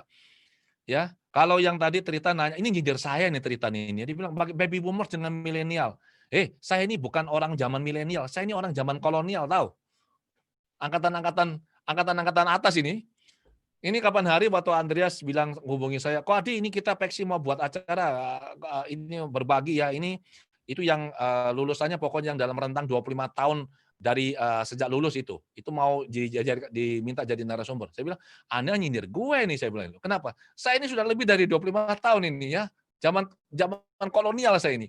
Nah, bagaimana kita bisa berkomunikasi dengan mereka? Sebenarnya itu simpel. Ya, anak-anak sekarang ini senangnya apa? Kita harus ngerti itu. Kita nggak bisa memaksakan caranya kita. Jadi kalau mereka senangnya apa, ya kita ikuti.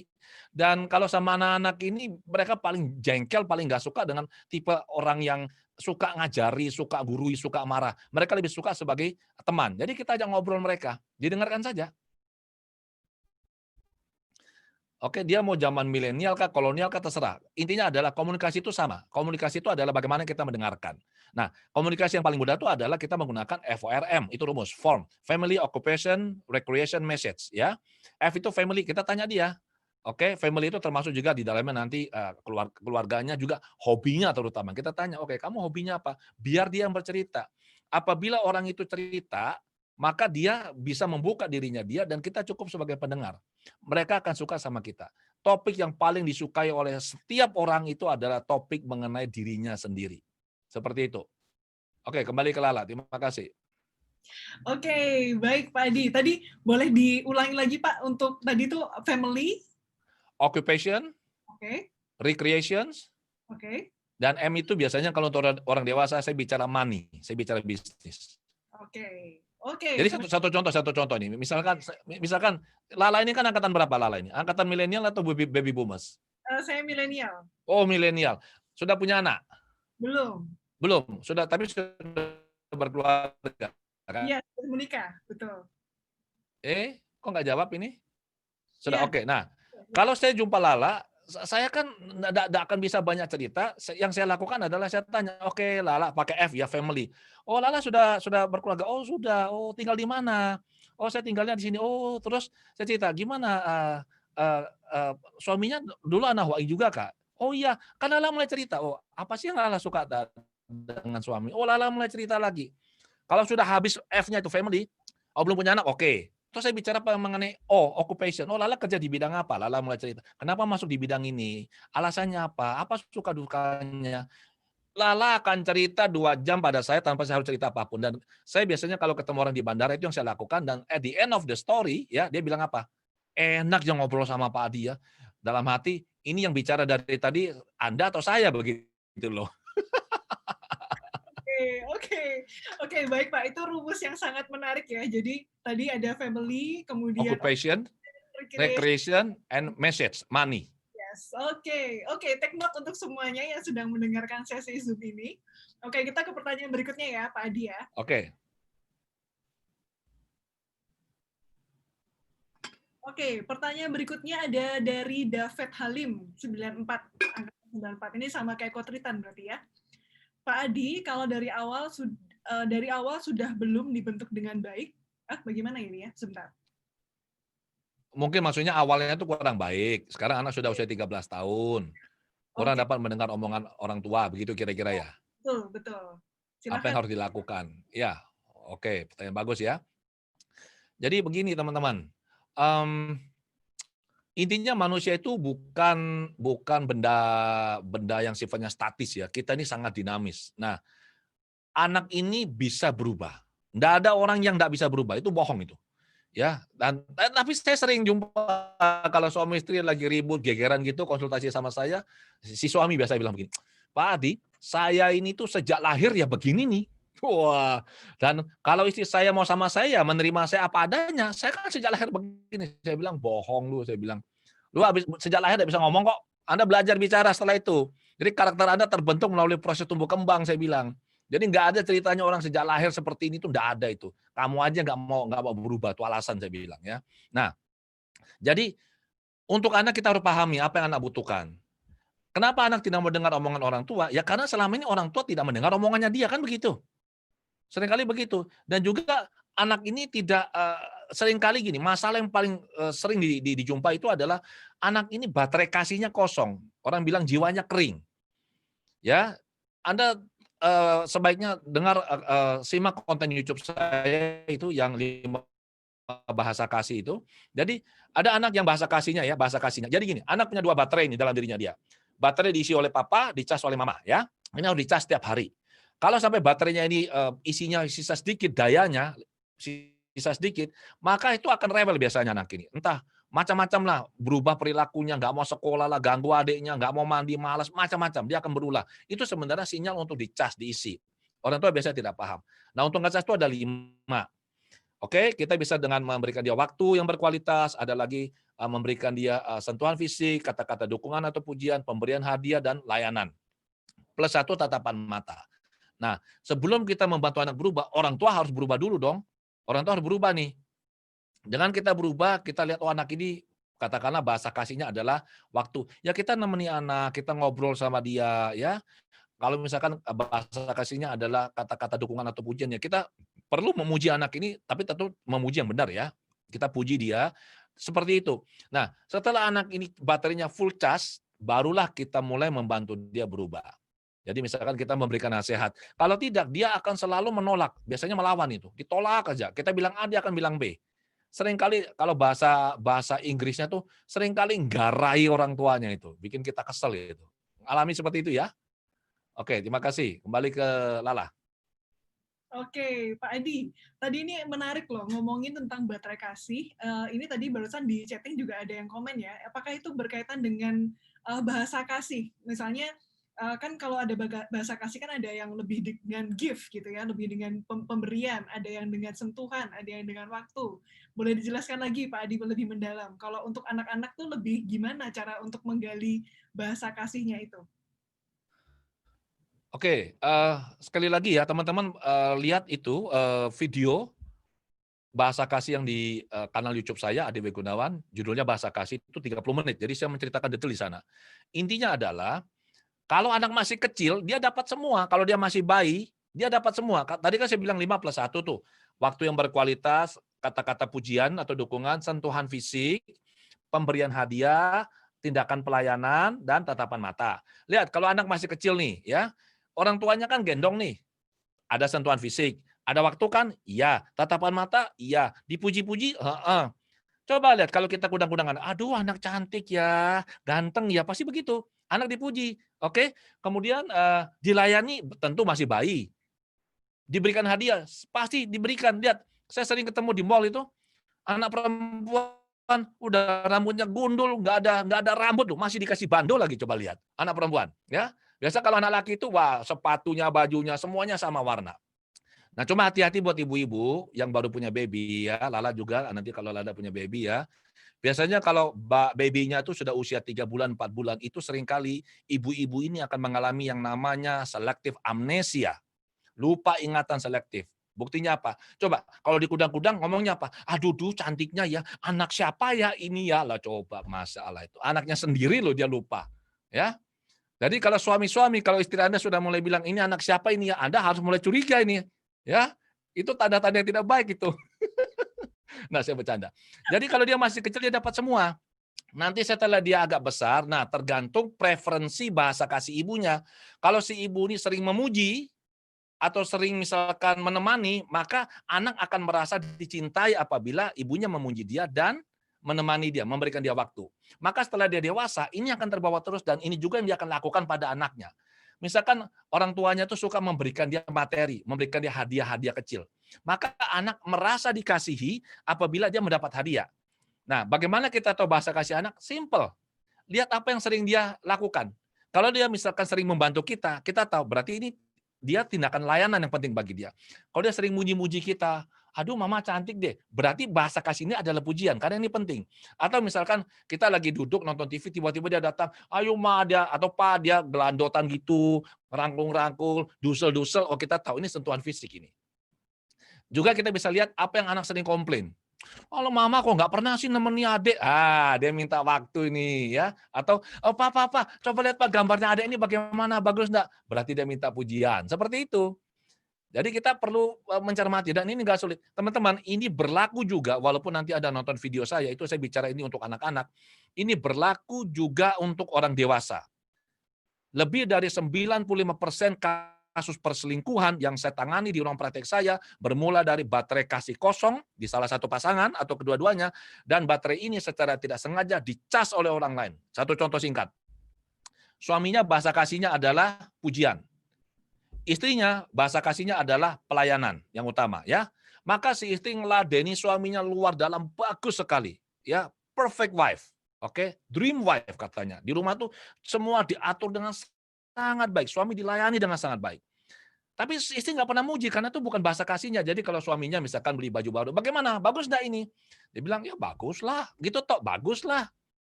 Nah si suami ini pakai baju baru ke kantor. Tiba-tiba ketemu sama si siapa? Si Jennifer. Sekretaris maksud saya. Jennifer bilang, aduh bapak ganteng hari ini ya. Itu berbunga-bunga loh, tahu nggak? si bapak ini bilang ini, "Walah gombal kamu Jen." Tapi dia hatinya senang, itu bawah sadar kena tuh. Sekali, 2 kali, lama-lama karena itu sesuatu yang senang tuh pasti mau diulangi, repetisi, itu adalah nature-nya kita. Nanti si bapak ini bilang gini, "Jen, nanti siang ada waktu nggak?" "Kenapa?" "Nanti makan siang jam berapa kamu?" "Oh saya masih ada tugas Pak." "Nggak apa-apa, udah tinggalin saja, temenin saya makan siang, kita ngobrol yuk sebentar." Wah, di tempat makan lagi duduk berdua, ada waktu, tatapan mata. Si Jennifer ini nggak sengaja bilang gini, "Aduh Pak, terima kasih ya Pak ya. Kalau bukan karena Bapak bawa sini, saya nggak akan mungkin bisa makan steak wagyu kayak begini Pak. Ini mahalnya minta ampun, Bapak murah hati." Dipuji-puji lagi. Lama-lama terjadilah hal-hal yang diinginkan. Hati-hati tuh. Kembali ke Lala. Oke, wow ini bawa-bawa Jennifer. Tadi di sini ada salah satu peserta kita Jennifer ya Pak. Oh iya. Dia bilang, waduh saya dipanggil sama Pak Adi. Oke, menarik ya. Oke, kita pertanyaan berikutnya. Ini dari Meliana Wibowo, angkatan 2001, domisilinya di Surabaya, Pak Adi. Ini Pak Adi, saya sering bekerja dan berhubungan dengan anak-anak fresh graduate yang baru lulus. Tapi yang saat ini tren sering terjadi, mereka bekerja hanya sebentar untuk mencoba dan mencari pengalaman. Jadi kayak kutu loncat gitu ya Pak Adi. Ya, Kemudian mereka keluar kerja dengan anggapan kerja kantor hanya untuk menunggu meneruskan usaha orang tua. Nah, menurut Pak Adi bagaimana? Silakan. oke, terima kasih. Memang sekarang ini trennya memang begitu ya. Jadi anak-anak muda ini yang saya pahami ya, anak-anak muda ini nggak mau terikat seperti kita. Ya, kerja di kantor berjam-jam. Mereka kalau bisa senangnya tuh yang mobile, itu anak-anak muda sekarang ini. Oke? Dan ini memang, realitas saat ini. Dan kalau mereka misalkan kerja di suatu tempat, kecuali kalau tempat kerja ini bisa menawarkan sesuatu yang sangat luar biasa dari sisi kesempatan, remunerasi dan sebagainya, saya yakin atau pengembangan diri, mereka akan stay. Coba kalau anak muda ini masuk ke Google, dia nggak akan keluar itu, saya yakin itu, ya. Dia masuk ke Google atau masuk ke manalah perusahaan-perusahaan besar itu, dia nggak akan sembarangan keluar. Dan yang paling penting adalah sebenarnya, eee, bisa seperti juga ada salah satu bank ya, ini kasus yang sama juga, tapi ini bukan anak muda yang seperti ini. Jadi bank ini men-training, karyawannya mereka dengan sangat bagus, tapi begitu kerja sampai 2 3 tahun tuh dibajak bank lain itu. Itu banyak terjadi juga.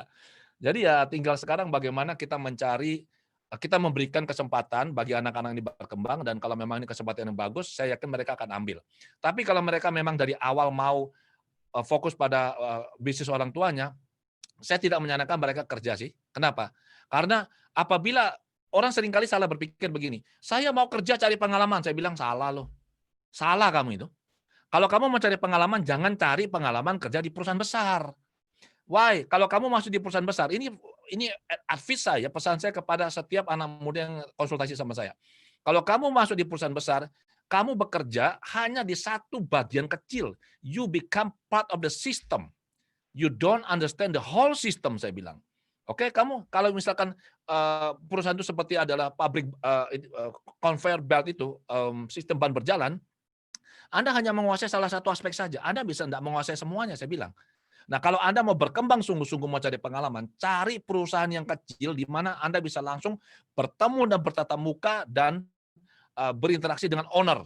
Dan disitulah Anda belajar dan berkembang. Dan ingat, kalau Anda berhadapan dengan orang ini, yang si owner kayak begini, tidak ada job desk, saya bilang. Job desk is no job desk. Jadi Anda harus bisa melakukan semua. Dan di situ ada belajar. Mulai marketing, mulai budgeting, mulai bagaimana sales, bagaimana bagaimana misalkan soal finance, bagaimana soal ngatur HRD segala macam. Jadi ini satu orang itu akan bisa mengajari Anda banyak hal lewat proses yang Anda jalani di perusahaannya dia. Tapi kalau hanya 1 tahun di sini, besok 1 tahun lagi di sana, apalagi kalau pindah-pindahnya itu di perusahaan yang berbeda, saya bilang Anda akan belajar banyak hal di situ. Demikian, Lala, terima kasih. Oke, wow, terima kasih Pak Adi. Jadi ini sebenarnya untuk generasi saya dan ke bawah ya. Jadi angkatan mungkin tadi milenial dan Gen Z yang mungkin sedang cari-cari pekerjaan. Memang sekarang itu banyak trennya tadi Pak Adi juga sudah sampaikan lompat-lompat gitu. Masuk lagi bentar keluar ke perusahaan lain. Nah, jadi tadi Pak Adi juga sudah sampaikan bahwa kita lebih baik bisa direct ya, bisa berkomunikasi dengan owner untuk belajar lebih lanjut ya Pak Adi ya. Oke, sedikit pesan saya untuk adik-adik ya, Anda jangan jadi kutu loncat. Kenapa? Hati-hati loh, terutama di perusahaan-perusahaan Jepang sama Amerika ya, Eropa juga sama sepertinya. Mereka punya semacam sebuah sistem di mana kalau Anda jadi kutu loncat, Anda tidak akan bisa masuk ke perusahaan-perusahaan serupa loh, ya. Jadi ada teman saya itu yang misalkan dari perusahaan A, dia pindah ke perusahaan B. Nanti di perusahaan B itu sebelum itu ditanyain ke perusahaan A, "Ini dia pindahnya kenapa ini?" "Oh, dia cuma kerja setahun dan setelah itu dia lompat lagi." Biasanya perusahaan itu nggak menerima Anda. Nah, yang lebih penting lagi adalah bukan apakah Anda jadi kutu loncat atau tidak. Yang lebih penting dari semuanya adalah apakah Anda punya kejelasan, visi yang jelas mengenai target masa depan Anda itu ada nggak? Satu contoh misalkan ya, yang paling gampang dari 8 aspek itu aspek spiritual, aspek emosional, sosial dan segala macam. Yang paling mudah kita buat goal itu adalah kalau di aspek yang kelihatan yaitu apa? Finansial atau bisnis karir. Saya bicara finansial satu contoh. Saya tanya, Anda ingin menghasilkan uang 1 bulan berapa? Tulis. Terserah Anda, mau 5 juta 1 bulan, mau 10 juta 1 bulan, mau 100 juta 1 bulan, mau berapa? Anda tulis. Misalkan, ini hanya contoh saja teman-teman ya. Misalkan Anda mau 1 bulan 100 juta. Misalnya. Pertanyaan berikutnya, kalau Anda kerja di perusahaan ini, Anda dapat nggak 100 juta 1 bulan? Enggak, jangan masuk. Anda kerja bagaimanapun tidak akan dapat uang ini, saya bilang. Ya, jadi Anda harus pertama menetapkan target dulu. Setelah target ditetapkan, target income ini, barulah kemudian Anda mencari cara atau strategi untuk bisa mencapai target ini. Jadi kalau caranya salah ya nggak bisa. Saya mau ke Jakarta, oke targetnya ke Jakarta. Mau dicapai dalam waktu berapa cepat? Saya kepingin kalau bisa maksimal 2 jam sampai Jakarta. Naiknya apa? Sepeda. Ya nggak bisa saya bilang. Naik pesawat. Tapi Pak Adi orang bilang itu kalau naik pesawat terlalu cepat kan di atas. Kalau naik sepeda kan kita bisa menikmati view-nya. Saya bilang ya kalau Anda mau susah payah ke Jakarta naik sepeda silakan. Oke, saya memilih naik pesawat. Toh at the end saya bilang saya sampai di Jakarta sama aja. So itu penting teman-teman ya. Target kemudian strateginya. Nah, cari cara atau strategi yang bisa memberikan Anda hasil seperti yang Anda inginkan. Bertahun-tahun yang lalu ada orang kerja di bank. Mohon maaf ya kalau ada yang kerja di bank ya. Ini sekian tahun yang lalu. Ini saya cerita klien saya. Dia bikin target. Berapa 1 bulan? Dulu gajinya cuma 2,5 juta dulu ya. Ini sudah sekian tahun yang lalu. Kamu ingin berapa 1 bulan? 10 juta 1 bulan.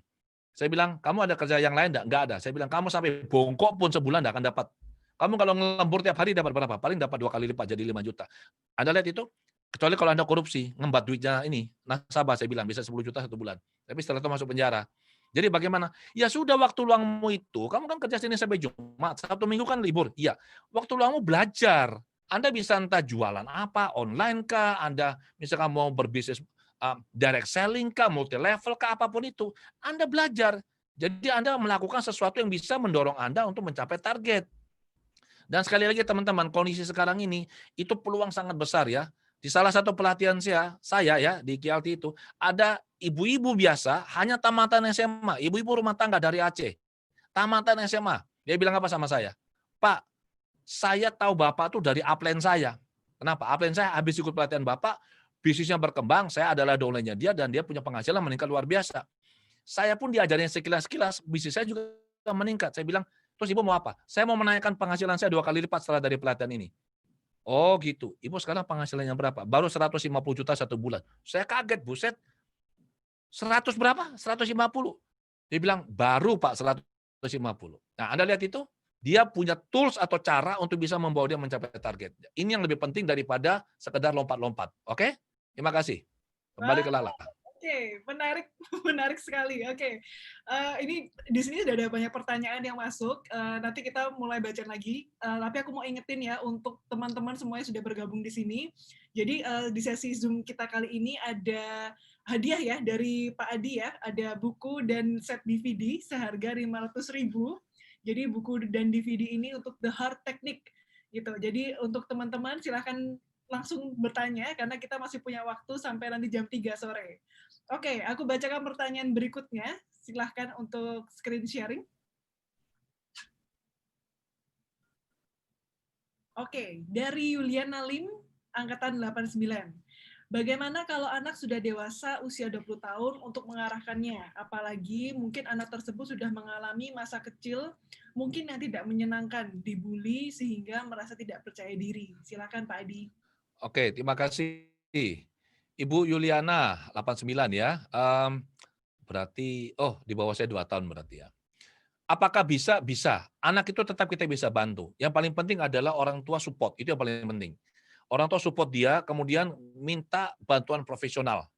Oke? Bantuan profesional itu bisa ke psikolog klinis, bisa ke konselor ya. Jadi anak ini dibantu. Pikiran bawah sadar itu seperti komputer.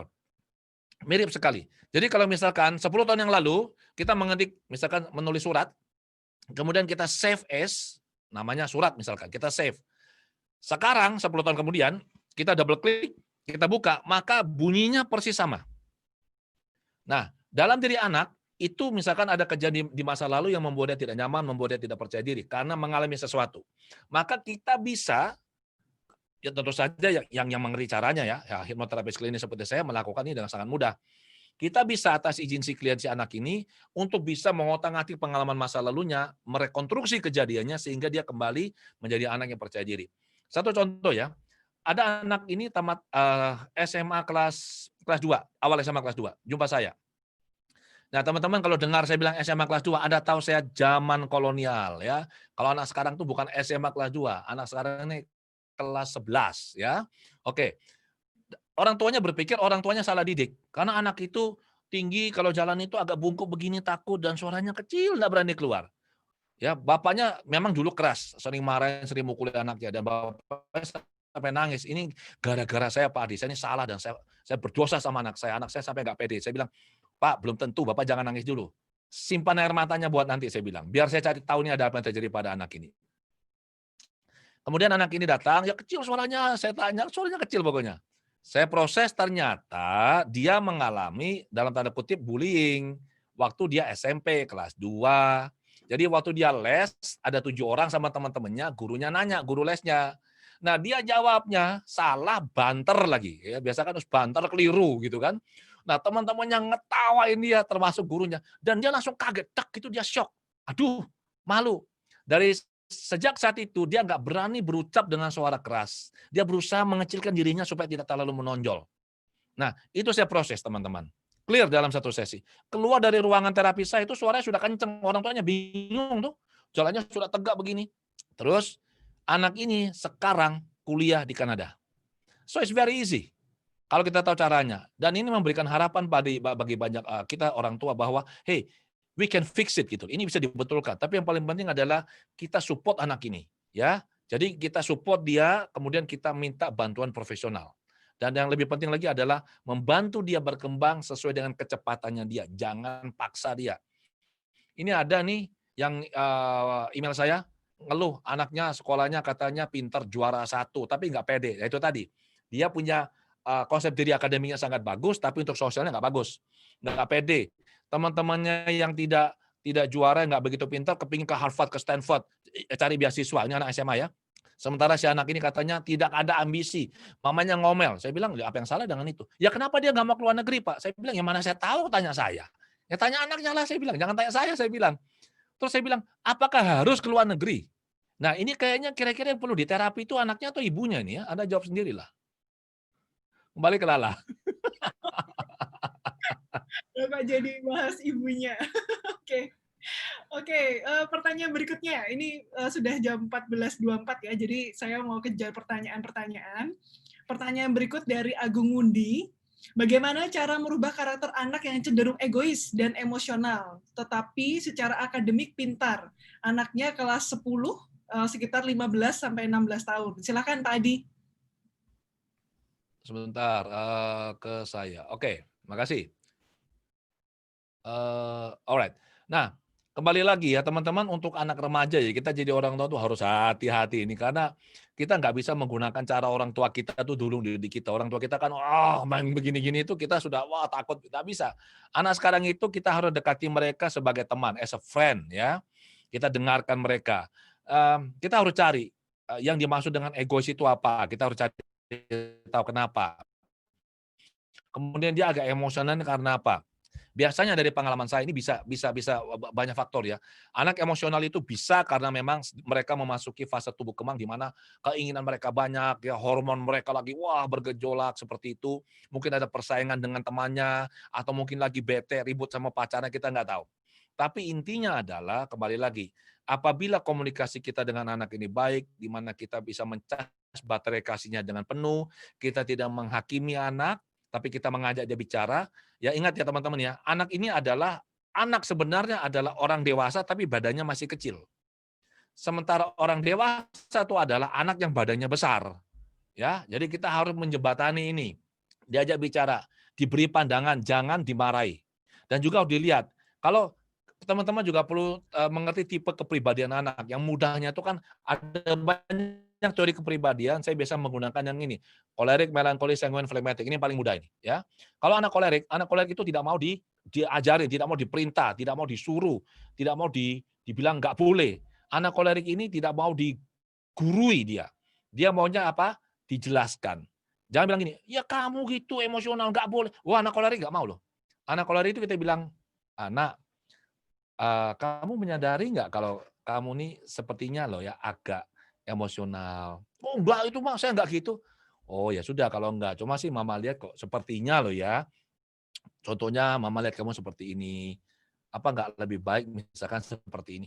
So, memberikan suggestion, saran, jangan perintah, anak bisa ngamuk tuh, karena mereka merasa lebih pintar biasanya. Ya, kita semua juga ngalami dulu begitu kan. "Alah ini orang tua rese nih, tahu apa." Kan biasa begitu, ya itu hukum karma lah ya. Ya, apa yang kita lakukan dulu sekarang kena ke kita. So jangan komplain. Nah, misalkan dengan anak yang, sanguin bagaimana? Anak sanguin kan senang cerita, nah itu kalau kita kasih tahu tuh masih mau, ya lebih gampang. Anak yang melankoli, hati-hati, melankoli itu perasaannya halus. Dia kalau ada masalah dia diam, dia nggak mau ngomong, tapi bisa kesel kesel sendiri dia. Nah, bagaimana kalau anak-anak yang flegmatik, anak yang butuh dituntun? Ya, kalau anak flegmatik langsung kasih tahu saja, "Nggak boleh begitu ya, stop, karena ini egois, ini salah, yang benar seperti ini." Kalau anak egois bilang, "Ya wes lah mah, wes nggak apa-apa wes, aku nurut wes." Nah, kita harus tahu juga karakter anak, kepribadian anak seperti itu. Kembali ke Lala, terima kasih. Oke, terima kasih Pak Adi. Oke, menarik, menarik. Kita lanjut lagi ke pertanyaan berikutnya. Oke, ini dari Gunadili 96 di Jakarta. Menurut Pak Adi, bagaimana cara efektif yang bisa dilakukan kita sendiri sebagai orang tua untuk membereskan permasalahan anak-anak yang sudah terjadi? Oke, terima kasih, pertanyaan bagus ya. Teman-teman, saya tahu ini ada banyak sekali, ini luar biasa nih, ini peserta sampai 112 nih ya. Eee, saya tahu ada banyak hal yang teman-teman ingin bisa lakukan pada anak ya. Kalau saya cerita caranya saja seperti ini, itu tidak akan efektif. Salah satu cara kita untuk membantu anak adalah dengan melakukan terapi pada anak itu. Dan terapi ini bisa dilakukan, konseling saja bisa ya, bisa tidak hasilnya ya. Misalnya nih, anak yang emosional misalnya, kita bisa bilang, "Ya kamu jangan emosional dong, masuk kiri keluar kanan." Bukan masuk kiri, orang tua bilang, "Ini sudah dikasih tahu nggak menurut, masuk kiri keluar kanan." Bukan, masuk kiri sudah masuk ke dalam hati, cuma masalahnya adalah dia punya emosi itu loh. Jadi emosi ini lebih dominan dan ini yang men-drive dia untuk berperilaku seperti yang sebelumnya. Maka yang bisa kita lakukan adalah kita menghilangkan emosi negatifnya. Caranya bagaimana? The Heart Technique salah satu solusi terbaik. Itu caranya sangat simpel yet very powerful. Misalkan saya emosi karena si orang ini suka ngolok saya dan saya marah. Oke, kamu marah ya? Marahnya terasa di mana di badan kamu? Nih mah, di daerah sini nggak enak. Oke, 0 sampai 10 di angka berapa? Kalau 10 sangat jedok marahnya, kamu di angka berapa? 0 nggak ada. 8, kita tahu intensitas emosinya 8. Maka kita perlu menolkan itu, menghilangkan itu. Setelah dia 0, baru kita bisa bicara enak. Kalau nggak bisa. Satu contoh sama begini, ya. Anda nih punya teman, dulu menghina Anda, oke? Terus Anda bilang, "Ya karena Anda belajar spiritual, ya sudah pengampunanlah, maafkanlah." Ya sudah, maafkan. Anda bilang Anda maafkan. Tapi coba kalau Anda jumpa dia lagi, mau nggak? Nggak mau. Ataupun kalau ada teman yang cerita mengenai, "Oh itu sih itu loh." Anda langsung, wah rasanya ini bergejolak dan mau marah ini. Apa yang terjadi? Ada emosi di dalam diri kita dan ini mengganggu. Emosi ini harus dihilangkan. Ada teknik, Dahar teknik salah satunya. Nah, sepertinya kalau memang mau, lain kali kita bikin workshop Dahar teknik sendiri. Itu workshop butuh sampai 3 jam itu. Oke? Terima kasih, kembali ke Lala. Wow, oke, kita menunggu ya nanti sesi berikutnya dengan Pak Adi W. Gunawan untuk The Hard Technique ya, Pak Adi ya. Boleh, boleh, boleh. Oke, ini pertanyaan berikutnya, Pak Adi. Dari Ferawati Onggowijoyo, angkatan 2000 dari Surabaya. Bagaimana caranya mendesain anak dengan bijak untuk tetap berpikir secara positif, khususnya membangun konsep bawah sadar yang tepat dan baik di tengah kondisi apapun, supaya tetap mempunyai konsep di kuadran yang kanan, Pak Adi. Silakan. Oke, terima kasih. Ini pertanyaannya satu, ini jawabannya panjang sekali nantinya. Enggak, saya jawab singkat saja. Jadi intinya begini teman-teman. Kalau anak masih kecil ini kan mereka akan terlalu dini kalau kita mengatakan kamu akan besar, kamu harus jadi MA, misalkan investor. Kamu besar, kamu harus menjadi business owner. Itu terlalu dini. Yang bisa kita lakukan adalah kita menyiapkan fondasi. Fondasi ini adalah konsep diri positif dan baik ya. Ibaratnya begini loh. Kita pasang paku bumi nih. Kita pasang paku bumi yang banyak sehingga sudah ada sebuah fondasi yang sangat solid, tinggal kemudian nanti ini mau dibangun apa? Gedung kah? Mau dibangun apartemen kah? Mau dibangun apa? Kita nggak tahu. Yang pasti adalah fondasinya sudah ready. Nah, fondasi ini konsep diri positif. Mulai kecil, kita perlu berucap positif, menghargai anak. Jangan melukai hati anak. Ya, kita bilang kamu bisa nak. Loh, aku dibilangi bodoh. Siapa bilang bodoh? Anak mama ini pintar. Tidak ada orang bodoh. Yang ada orang yang belum bisa. Nah, kita jadi orang tua harus aware. Salah satu yang menghancurkan anak adalah, sekali lagi teman-teman, apa yang dialami di sekolah, terutama prestasi akademik. Hati-hati loh ini. Anak kami dulu, saya ingat pada saat masih kecil, itu saya sudah ngajarin, itu mohon maaf pelajarannya itu yang pelajaran yang sangat populer ya, namanya PPKN. Saya sudah ajarin, sudah saya bedain malam-malam tuh bisa. Pagi-pagi anak kami sekolah di tempat lain, karena dia setelah kelas 3 SD, baru kami mendirikan sekolah Anugerah Pekerti ya. Jadi yang gede ini sekolah tempat lain. Ini yang gede yang sekarang sudah selesai jadi psikolog klinis, S2-nya sudah selesai, yang di Jakarta ya. Jadi dia saat itu kelas 2 apa kelas 3 saya ingat. Dia telepon ke rumah dari telepon sekolah. Saya lagi di rumah ya. Pak, namanya Icen. Pak, Icen lupa loh. Lupa apa? Lupa pelajaran, Pak, yang Papa ajarin tadi malam. Waduh, cilaka saya bilang ini. Mau saya marahin gimana? Tadi malam sudah ngajarin susah-susah. Tapi kalau saya marahin, saya tahu begitu saya marah dia down, itu yang bekerja tuh ini otaknya ini ya, bukan prefrontal cortex-nya. Jadi kalau otak reptil sudah bekerja, dia tuh takut, dia tuh cemas, malah nggak bisa menjawab. Saya bilang apa? Udahlah nak, nggak apa-apa nak. Lupa nanti kalau nggak bisa, nggak apa-apa lah. Kalau nol pun nggak apa-apa. Kalau nggak apa-apa nggak marah. Nggak marah. Kalau kamu nol nak, ini malam kita makan steak. Dia bingung. Mungkin pikir bapak ini gendeng ini. Serius Pak, kalau nol bapak nggak marah? Nggak. Pokoknya kamu kerjakan sebisanya. Kalau nggak bisa pun nggak apa-apa, bapak nggak marah. Pulangnya nilainya 90 lebih. Dia tanya lagi. Waktu telepon dia bilang gini. Sorry, setelah pulang dia bilang, loh kok papa bilang kalau nol kok buat makan-makan. Gini loh nak, papa kasih tahu ya. Papamu nih dari Huaing, SMA Kolose Santo Yusuf itu sekolahnya sulit, papa kasih tahu. Papa A1, berarti pinter. Mamamu tuh juga sulit, sekolahnya A2 biologi. Huaing juga, berarti pinter. Oke, engkongmu itu, emakmu tuh pinter sekolahnya. Jadi dalam garis keturunan keluarga kita nggak ada yang bodoh, semuanya pinter. Kalau kamu sampai dapat nol, nak, itu kejadian luar biasa dalam keluarga kita dan pertama kali terjadi. Kita perlu rayakan ini. Kalau kamu dapat 100 mah biasa saya bilang. Kalau nol itu luar biasa.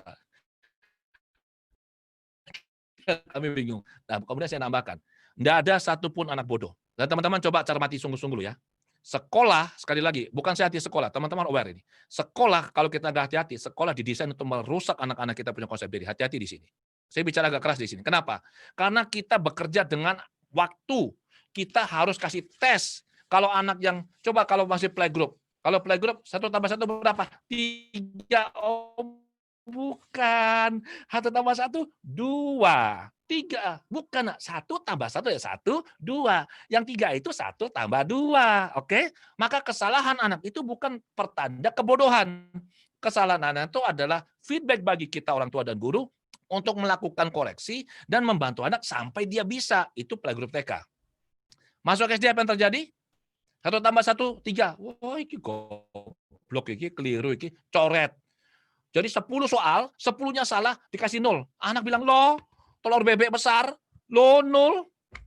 Padahal itu apa? Anak memberitahu kita dengan hasil tesnya bahwa dia belum mengerti, dia belum mampu. Maka kita, tugas orang tua dan guru, membantu anak ini untuk dia mengerti apa yang dia bisa lakukan. Jadi ini sebuah paradigma yang benar-benar berbeda dengan yang ada di sekolah-sekolah pada umumnya. Ya, paling anak-anak remedi. Remedi itu pun teman-teman saya beritahu ya, itu stigma loh. Si Adi remedi lagi tuh, sudah berapa kali? Remedi sudah 4 kali, sakno ya. Itu stigma. Tanpa kita sadari, itu masuk ke bawah sadar. Aku iki pancen goblok iki, remedi sampai ping 5 iki. Selesai itu, habislah sudah. Oh ya memang aku bodoh. Begitu belief itu masuk ke bawah sadar aku ini bodoh, makanya akan terbawa sampai kapanpun. Itu jadi program. Oke?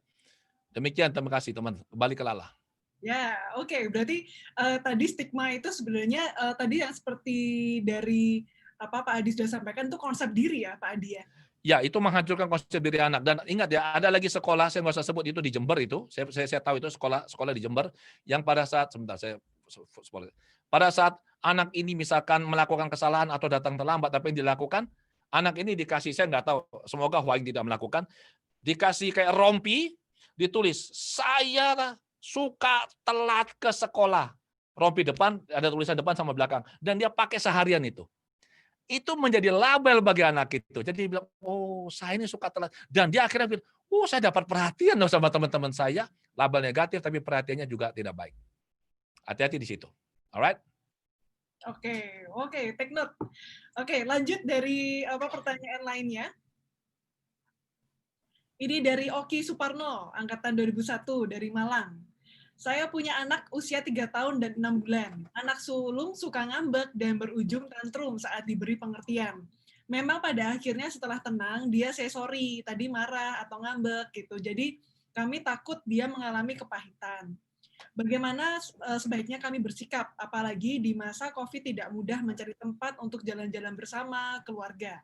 Bahasa kasih sang sulung adalah sentuhan dan perhatian, dan sudah kami lakukan semampu kami. Silakan Pak Adi. Oke, teman-teman, stop share screen. Oke.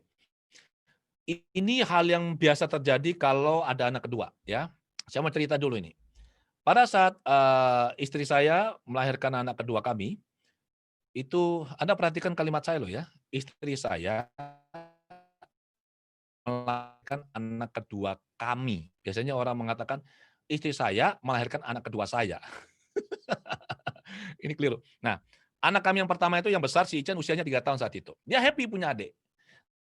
Tapi pada saat dia tahu adiknya mau dibawa pulang dari rumah sakit sama mamanya, dan dia mulai berulah. Ya rewel lah, nggak mau mandi lah, pokoknya wah nggak mau makan lah. Saya untungnya sudah belajar. Saya tahu ada ketakutan dalam dirinya dia, di bawah sadarnya dia, bahwa nanti dia tidak lagi dicintai oleh papa mamanya. Bahwa sekarang tuh mamanya punya adik. Dia punya adik, mamanya punya anak nih. Anak lagi. Nah, karena saya ngerti ini, saya tahu anak ini butuh dicas. Saya bilang sama pembantu, kami nggak pakai babysitter ya, kami pakai pembantu. Babysitter larang soalnya ya. Jadi saya bilang, Mbak, tolong ini si Ichen dimandikan sekitar jam 5 sore, besok adiknya dibawa pulang. Biar saya dengan anak-anak kami saja. Terus setelah dia mandi 3 tahun, saya ingat saya bawa dia ke TP, ya ke TP 3 itu. Dan saya ngajak dia jalan berdua, terus pesan makan, duduk di sana, ngobrol. Nah, di situ saya memberikan dia perhatian yang terfokus. Fokus attention ini sangat penting untuk charging, sangat penting. Jadi selama kami di TP hanya berdua, nggak ada orang lain. Kami ngobrol, cerita ini itu ya, makan. Dan saya tahu dia full charge sudah. Besoknya mamanya bawa adiknya pulang, no problem. Jadi kita perlu memberikan perhatian terpusat. Orang tua seringkali salahnya begini. Waktu masih pacaran, mereka berduaan terus. Baru nikah, berduaan terus jalannya. Sudah punya anak, bertiga terus, anak pertama. Sudah punya anak 2, berempat terus. Oke, sudah punya anak 3, berlima terus kemana-mana. Ini salah besar ini. Yang harus dilakukan adalah, kalau sudah punya anak, yang pertama, masing-masing suami dan istri harus punya me time, terutama seorang ibu. Mama ini harus punya me time karena Anda ini kerjanya sangat berat ya, fisik maupun mental. Kalau seorang ibu, seorang istri tidak happy, maka rumah itu seluruh anggota rumah itu tidak akan bisa happy. Oke? Betul? If mom is not happy, then everybody at home is not allowed to be happy. Itu penting tuh. Jadi mama harus punya waktu kira-kira setengah jam apa 1 jam me time-nya di rumah. Dengar musik kah, baca buku kah, atau mungkin seminggu sekali itu pergi kerimbat kah, mani pedi kah, harus ada me time. Ya. Nah, Kemudian, nanti keluar hanya dengan suami saja berdua. Jangan bawa anak, anak ditinggal. Berdua saja untuk charging. Ya, jangan sampai dicas oleh, jangan ngomong Jennifer lah. Amanda, dicas oleh Amanda ya, atau yang lain. Kemudian nanti keluar hanya bertiga, papa, mama, anak pertama, ya, yang 6 bulan tadi tinggal di rumah. Oke, nanti kapan keluar hanya papa, mama, dan yang kecil. Baru kemudian misalkan hari akhir minggu keluarnya berempat. Jadi ada waktu di mana saling mengecas, kemudian hanya bertiga, dan ingat loh, kalau pergi sama anak please ya teman-teman ya. Saya melihat banyak fenomena di mall sebelum pandemi ini, keluarga itu sangat rukun kelihatannya ya. Jadi anaknya 2, susternya 3, istrinya paling depan, terus si suster sama anaknya jejer. Saya bilang, "Kenapa ya anaknya 2, susternya 3 ya? Mungkin satu buat si bapaknya," saya bilang gitu. So, ada yang bawa tas anaknya, si suami di belakang. Dan pada saat mereka makan, mereka duduk, ini keluarga yang sangat-sangat harmonis. Praktisi meditasi semua. Semuanya diam senyap di meja makan itu, tidak ada komunikasi, semuanya main HP loh teman-teman. Mereka itu duduk dan mereka saling begini, tidak ada komunikasi, itu salah itu. Begitu sudah duduk, HP langsung letakkan, jangan lagi main. Kecuali ada urusan penting masih mau diselesaikan, silakan. Ini membuat akibatnya apa? Orang tua itu dekat secara fisik sama anak, tapi dia tidak dekat secara emosi. Kalaupun terjadi kedekatan emosi, yang terjadi adalah apa? Setiap kedekatan emosi ya, setiap kali dekat emosi dia sama anaknya, setiap kali dekat emosi dia sama anaknya. Ya, jadi seperti itu. Bahasa kasih sudah perlu, tetapi ingat Ibu, berikan focused attention, perhatian yang terpusat. Papa, mama, sama si anak yang pertama ini saja, keluar, jalan. Seperti itu. Nggak harus ke mall kalau takut COVID. Di mobil saja putar-putar kemana, hanya bertiga. Tidak ada HP, anak diajak ngobrol. Oke? Terima kasih. Kembali ke Lala. Oke, wow, menarik. Jadi memang ini ya, kalau adik kakak yang pertama sulung terus punya dedek bayi gitu ya, mungkin masih kecil, jadi dia butuh atensi. Nah, jadi tadi tips dari Pak Adi buat ngejak jalan-jalan ya, simple aja, nggak harus ke mall, nggak harus kayak pergi ke tempat rekreasi, tapi pokoknya quality time bertiga ya, Pak Adi ya. Ya, satu lagi Lala ya, satu lagi teman-teman ya, tolong ya kalau Anda memuji adiknya, Anda harus mengkaitkan kakaknya. Aduh pinter kayak Koko loh ya, kayak Cece loh ya. Aduh pinternya makan ya, tuh kayak Koko tuh pinter. Kokonya nggak pinter makan padahal ya. Aduh itu sugesti juga buat Kokonya tuh, serius ini.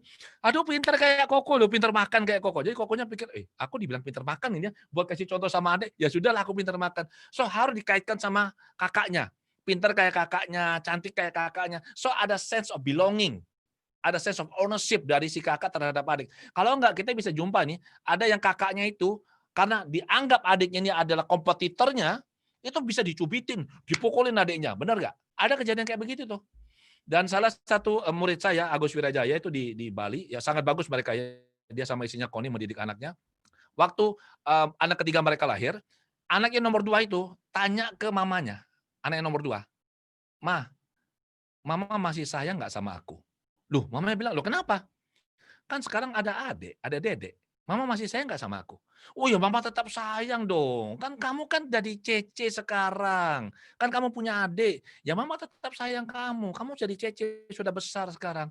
"Oh gitu ya Ma ya. Oh jadi kalau sudah jadi Cece itu nggak boleh marah-marah." "Ya nggak boleh, harus sabar." Loh akhirnya berubah setelah itu. Very nice ya. Terima kasih. Kembali ke Lala. Oke, nah ini karena kita sekarang sudah jam 2.45 ya, jadi saya mau membacakan pertanyaan yang terakhir. Silahkan untuk screen-nya. Oke, ini pertanyaan terakhir ya dari Victor Ratulangi 94. Pak Adi, bolehkah saya mendidik anak dengan memberi hukuman ketika dia melakukan kesalahan? Silahkan Pak Adi. Oke, kalau saya ya teman-teman ya, hukuman itu adalah sebagai upaya terakhir. Kita perlu memberikan ruang bagi anak untuk berbuat salah, dan seringkali bisa saja anak itu tidak tahu kalau yang dia lakukan itu salah misalkan. So, jadi kita harus memberitahu. Kalau saya memberikan kesempatan pada anak itu sampai 3 kali. Jadi kalau dia melakukan kesalahan, dikasih tahu dulu, ini salah, yang benar itu ini. Nah orang tua seringkali salahnya di sini. Misalnya nih, anaknya katakanlah keluar itu pintunya nggak ditutup misalkan. Kita mau pintu ditutup ya. Begitu pintu nggak ditutup, wah langsung dimarahin, dipukulin, itu salah. Kita harus kasih tahu, "Nak, kenapa pintu harus ditutup? Karena ini, sekali. Nanti diulangi lagi. Ini ada cerita ya, pada saat anak kami masih kecil, ini si Icen ini ceritanya banyak ini. Karena kalau yang nomor 2 tuh nurut banget ya, si Ita itu. Jadi, anak pertama kami, usia 3 tahun, saat itu, istri saya ya, Cewang itu lagi nyapu-nyapu di kamar, bersihin, jadi debu-debu itu kotoran dikumpulkan di satu sudut. Si Icen ini lari-lari, kebetulan kamar kami cukup besar ya, jadi Icen lari-lari, dan dia secara tidak sengaja nginjak ini, debu-debu ini. Nah, sama mamanya dikasih tahu, "Cen, itu debu, itu kotoran, jangan diinjak. Soalnya kalau ini kan sudah disapu bersih, kamu injak, nanti kalau kamu jalan lagi, nanti kotor lagi nih. Ngerti ya, jangan diinjak ya." "Oh iya, Ma." Sekali. Tahu apa yang dia lakukan? Dia lari, dia injak lagi yang kedua kali. Sudah 2 kali nih, mamanya bilang, "Sini sini, ini nggak boleh, Nak. Kan Mama sudah bilang, kalau kamu injak, Mama capek loh sapu-sapu kayak gini. Kalau kamu injak nanti kotor." Kita harus menjelaskan pada anak ini bahwa itu nggak boleh. Oke, 2 kali. Dia jalan-jalan lagi. Apa yang dia lakukan? Dia injak nggak? Enggak. Dia injak lagi tuh, 3 kali loh dia injak. Terus mamanya bilang, "Sini sini, kali ini sudah mulai mulai tegas ini. Oke, kamu sudah dikasih tahu 3 kali ya. Ini kotor. Kalau kamu nginjak sekali lagi, Mama akan hukum kamu loh. Mama akan ceples kakimu pakai kemoceng ini. Oke? Kalau kamu nginjak 3 kali loh ya, kemoceng. Ngerti kamu? Ngerti, Ma. Apa yang dia lakukan? Dia nggak nginjak. Siapa bilang anak itu akan mencoba otoritas Anda. 3 tahun loh. Dia lari, dan dia mendekati itu tempat kotoran atau debu ini. Dan mamanya ngelihat begini. Apa yang dia lakukan? Dia ngelihat mamanya, kemudian dia angkat kakinya pelan-pelan, dia taruh di atasnya, belum dia injak, dia taruh di atasnya. Senyum-senyum. Mamanya bilang, "Udah 3 kali. Kalau diinjak, kamu tahu kamu akan dapat kemoceng." Dia nginjak nggak? Dia injak. Begitu dia injak, langsung istri saya bilang, "Sini kamu." Diceples pakai kemoceng. Wah, dia nangis. Nah, begitu dia nangis, dipeluk, ingat ya, jangan begitu nangis anak langsung bilang, "Dasar anak kepala batu, bandel, goblok, dikasih tahu nggak mau dengar, pergi sana." Itu salah. Waktu anak lagi nangis atau dia lagi gembira, emosi bergejolak, gerbang bawah sadar itu buka, teman-teman. Hati-hati tuh. Begitu emosi bergejolak, gerbang bawah sadar terbuka, apapun yang Anda katakan berlaku sebagai sugesti. Kalau Anda bilang, "Kamu memang nggak pernah mau dengar omongan mama," itu jadi sugesti. Berikutnya dia tidak akan mau dengar omongan Anda. Hati-hati sekali di sini ya. Setelah itu dipeluk, ditanya, "Kamu tahu kenapa mama ceples kakimu?" "Tahu, Ma." "Kenapa?" "Ya, soalnya ini mama sudah bilang nggak boleh, tetap diinjak. Mama sudah kasih tahu kamu 3 kali loh, ngerti? Ngerti. Mama bukannya nggak sayang sama kamu, mama bukannya nggak suka kamu. Yang mama nggak suka itu perbuatanmu, oke? Jadi orang tua memisahkan antara individu anak dengan tindakan. Ini orang tua ini penting dilakukan, ya. Jadi, nah, apakah boleh menghukum? Boleh. Ya, jadi kalau saya dulu saya bingung antara boleh atau tidak, sampai saya jujur saya membaca sebuah buku yang sangat bagus ditulis oleh James Dobson, Dr. James Dobson, judulnya Dare to Discipline. Wah, itu keren itu. Jadi boleh, tetapi sebatas untuk mengingatkan anak. Misalkan ada anak nih, anak kami dulu ya, pada saat dia masih kecil, kan kami pakai pembantu tuh. Ada anak kan tidak ngerti, mbaknya tuh dikeplak sama dia, atau ditarik rambutnya. Mungkin dia nggak diizinkan sesuatu, ngamuk, anak tuh narik rambut mbaknya ini, pengasuhnya. Dan saya bilang sama, pembantu kami nggak berani, takut kan, saya kan ini anaknya bosnya loh. Saya lihat dari jauh dia nggak berani melakukan apapun. Nah, kemudian saya panggil dia. Saya bilang, "Kalau sampai anak kami mukul kamu, kamu kasih tahu dia juga boleh. Kalau dia lakukan lagi, kamu berhak untuk ambil tangannya dan kamu ceples tangannya pelan-pelan supaya dia kaget. Dan kamu punya kuasa untuk melakukan ini. Kalau sampai saya sudah kasih tahu begini, Anda tidak lakukan yang saya minta, kamu saya pecat loh," saya bilang. Kamu paham ini? Jadi kita mengajari anak mana boleh, mana nggak boleh. Yang namanya anak masih kecil, biasanya dia akan susah kalau dikasih tahu hanya dengan verbal. Dia butuh sesuatu yang dia bisa rasakan di fisiknya dia. Nah, bagi teman-teman, saya sangat rekomendasikan Anda di National Geography atau di YouTube, Anda nonton The Dog Whisperer, pembisik atau namanya pawang anjing, The Dog Whisperer. Itu Cesar Millan. Itu bagus banget. Bagaimana kita mendidik anak waktu kecil, persis seperti bagaimana Cesar Millan mendidik anjing-anjing itu yang katanya liar untuk kembali normal. Yang dibereskan selalu apa? Adalah emosi orang tuanya dulu, pemilik anjingnya dulu. Baru setelah anjing itu dikondisikan untuk bisa patuh pada majikannya. Seperti itu. Demikianlah. Terima kasih. Oke, nah, oke, terima kasih Pak Adi. Ini sudah jam 2.50, jadi tadi sudah pertanyaan terakhir ya Pak Adi ya. Jadi untuk teman-teman di sini yang sudah bergabung, sebentar lagi panitia akan pilih ya pemenangnya. Tadi sudah ada beberapa pertanyaan yang masuk. Sekarang panitia akan memilih 5 pertanyaan yang bisa memenangkan hadiah door prize dari Pak Adi W. Gunawan, yaitu tadi ada buku dan DVD The Hard Technique. Nah, untuk sambil menunggu, ini kita mau sesi foto dulu ya, Pak Adi ya. Oke, silakan. Ya, jadi untuk teman-teman di sini yang sudah bergabung, mungkin boleh nyalakan dulu kameranya karena kita mau foto bersama. Jadi nanti untuk dokumentasi juga. Kemudian tadi ada yang bertanya di chat ya, ini nanti ada rekamannya atau tidak. Jadi nanti video ini kan kita live ya di Facebook dan di YouTube. Jadi nanti bisa disaksikan di Peksi Pusat gitu. Peksinya pakai Y, PEKSY gitu. Oke, sambil menunggu silahkan untuk rekan-rekan di sini yang sudah bergabung bisa nyalakan kamera karena kita mau foto sesi bersama. Untuk panitia sudah siap ya, boleh dikasih aba-aba. 1, 2, 3, 1. Masih lagi ya. Oke. Bentar, layar kedua.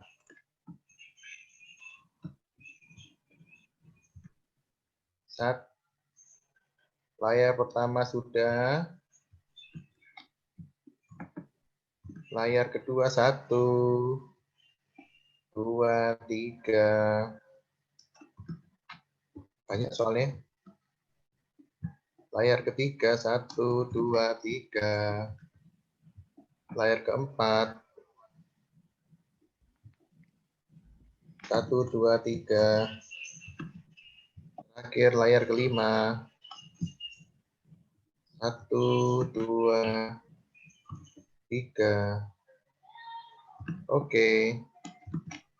Oke, terima kasih semuanya. Nah, sekarang ini saat yang ditunggu-tunggu ya. Jadi tadi sudah ngobrol-ngobrol dengan Pak Adi, sudah bertanya. Nah, sekarang kita mau umumkan nih pemenangnya yang berhak mendapatkan hadiah buku dan DVD set dari Pak Adi. Jadi buat teman-teman di sini jangan keluar dulu ya. Kita mau nanti kan biar tahu nih pemenangnya siapa. Oke, sudah siapkah panitia untuk pemenangnya? Oke, nah ini pemenang door prize buku dan DVD The Hard Technique yang senilai 500.000 per setnya nih dari Pak Adi W. Gunawan. Yang pertama tadi adalah Andreas Wasi 2008 di Jakarta. Yang kedua David Halim 94. Yang ketiga Oki Suparno 2001 ada di Malang. Kemudian keempat Ferawati 2000 Surabaya, dan yang kelima adalah Victor Ratulangi 94. Nah, nanti pemenang silahkan hubungi melalui WhatsApp ya. Ini boleh di screenshot layarnya dengan nama Andreas Widianto. Ini nomor HP-nya 081 838 2890. Silahkan nanti untuk dikonfirmasi ya para pemenang. Selamat. Oke. Terima kasih Pak Adi untuk waktunya hari ini. Sekalian aku mau info ya. Jadi hari ini kan kita bisa ngobrol-ngobrol dengan Pak Adi, tapi karena ada keterbatasan waktu sesi Zoom Peksi ini, jadi nanti untuk konsultasi lebih lanjut bisa ke institut ini ya. Silakan slide berikutnya. Nah, ini untuk konsultasi dan konseling lebih lanjut, tadi sudah ngobrol-ngobrol, tapi mungkin karena kita ada keterbatasan waktu, bisa langsung kontak ke timnya Pak Adi ya, Adi W. Gunawan Institute of Mind Technology. Dengan nomor teleponnya ini, bisa langsung di screenshot 031 5470 437 atau 031 546 1827. Nah, ini kalau mau perlu tatap muka nih, lokasinya ada di Surabaya, gitu ya. Jadi untuk Pak Adinya sendiri tidak melayani konsultasi pribadi ya, teman-teman ya. Jadi silakan langsung hubungi ke kantornya, gitu.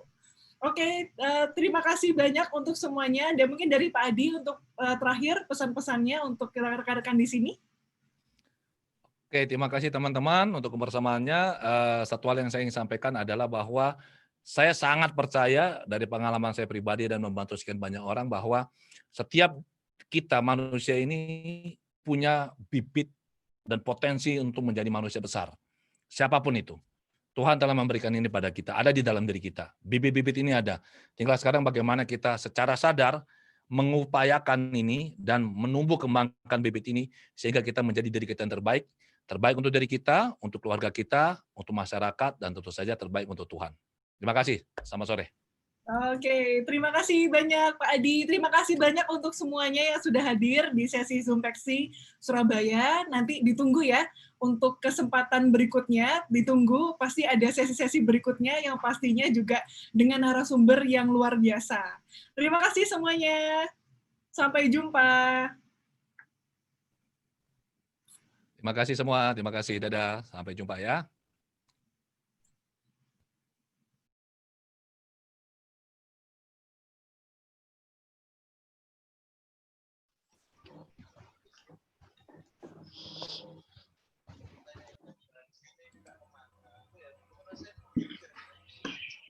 Oh, ya nanti Terima kasih bikin sudah